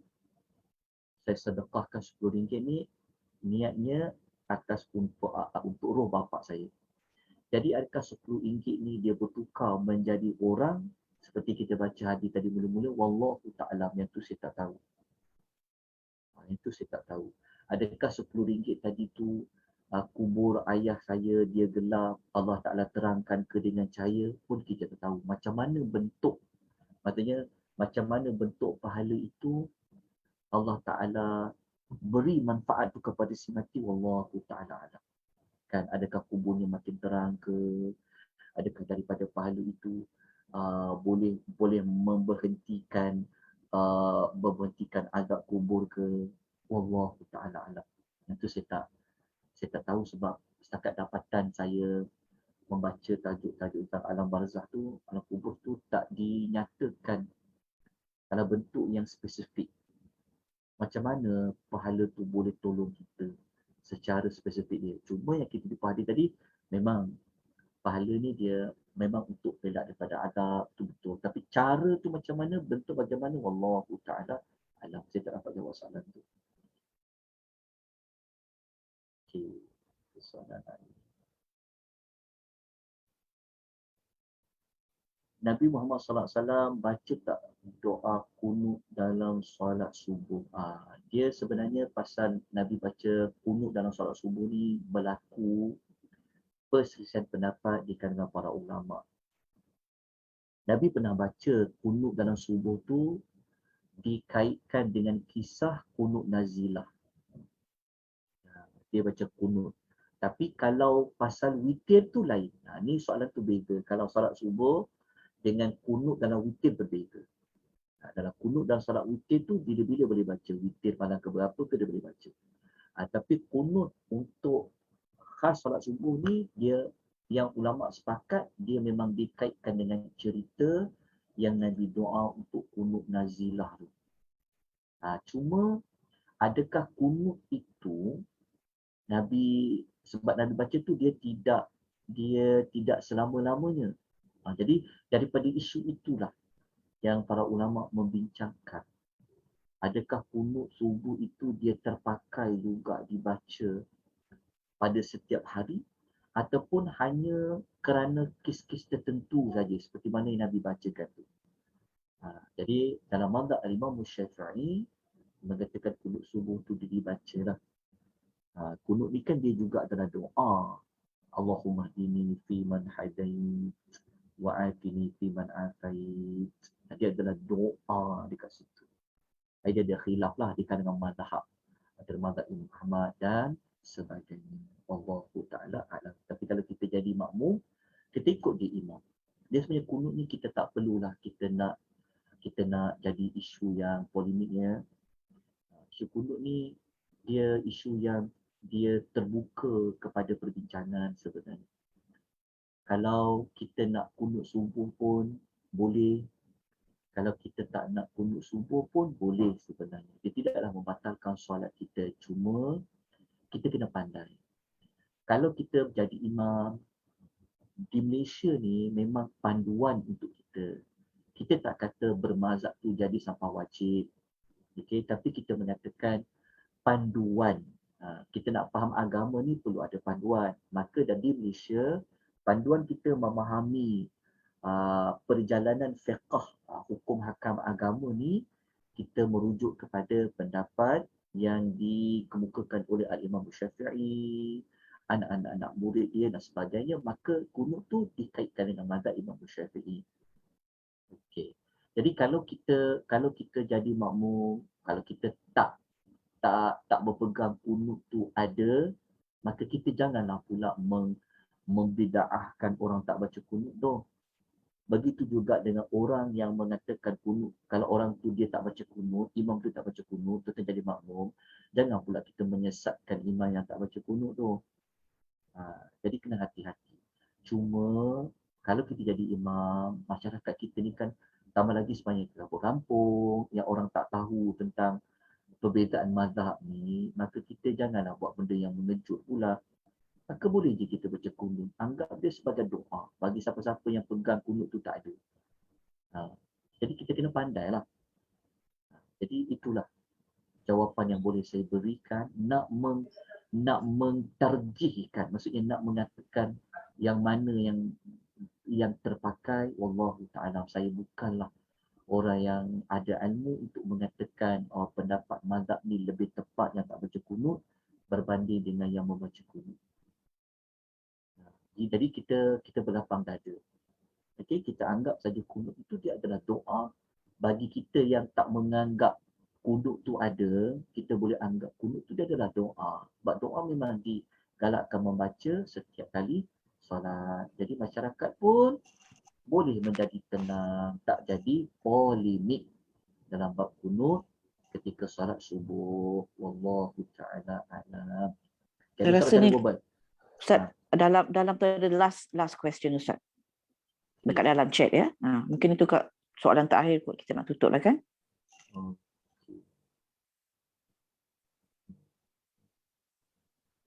Okey, adakah solat membaca Fatihah tu dikira membaca 10 ayat? Okey, dia termasuk dalam 10 ke? Wallahu ta'ala a'lam. Nanti saya kena rujuk balik. ya, kepada yang lebih pakar. Maksudnya ayat yang Nabi baca 10 ni, adakah Nabi mengira dah termasuk dengan Fatihah? Sebab Fatihah tu dah 7 ayat kan. Fatihah kan dah 7 ayat. Lepas tu kita baca inna a'tayna kal kausar wasalli rabbika wanha inna syani'aka huwal abtar. Adakah dia dah termasuk dikira 10 ayat? Yang tu nanti saya rujuk balik semula ya. Saya tidak ada ilmu dekat situ. Nanti saya rujuk balik semula. Sebab setakat ni saya baca tak, ulama tak ulas pula 10 ayat tu dikira dah termasuk Fatihah. Sebab Fatihah tu memang wajib kena baca. Kan? Jadi nak tak nak memang kena baca dah. Tapi adakah 10 ayat ni dah termasuk dalam Fatihah? Hanya tambah 3 lagi ayat. Wallahu ta'ala alam. Saya tak ada ilmu kat tu. Nanti saya nak kena tanya kepada yang lebih mengetahui ya. Okey. Jadi soalan lain tu, adakah surah-surah tertentu boleh kita sedekahkan kepada arwah ibu bapa kita? Jawapan pertama tidak ada mana-mana hadis pun yang menyebut nak baca surah tertentu boleh hadiahkan pahala kepada si mati itu. Disebabkan tidak ada hadis, bahkan tidak dilakukan oleh Nabi, itulah yang menjadi perbezaan pendapat di kalangan para ulama tentang tahlil tu, tentang baca Quran tu. Itu jadi isu dia sebenarnya.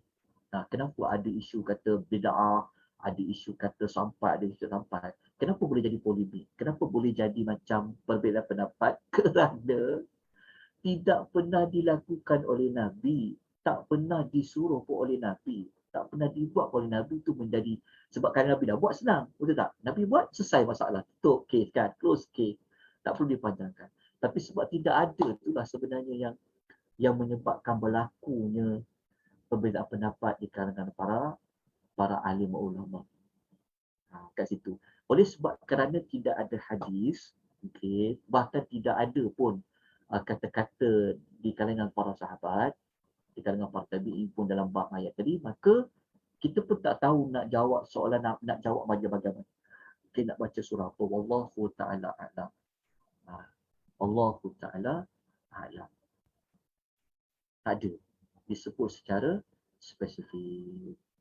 Okey. Ada pertanyaan lain? Okey, silakan. Cara berbual sebelum kita tutup. Mungkin tiada Ustaz. Boleh tutup lah Ustaz. Kalau tak ada, kita tutup. Kita sambung pada minggu depan insya-Allah. Mohon maaf di atas segala kekurangan, kelemahan.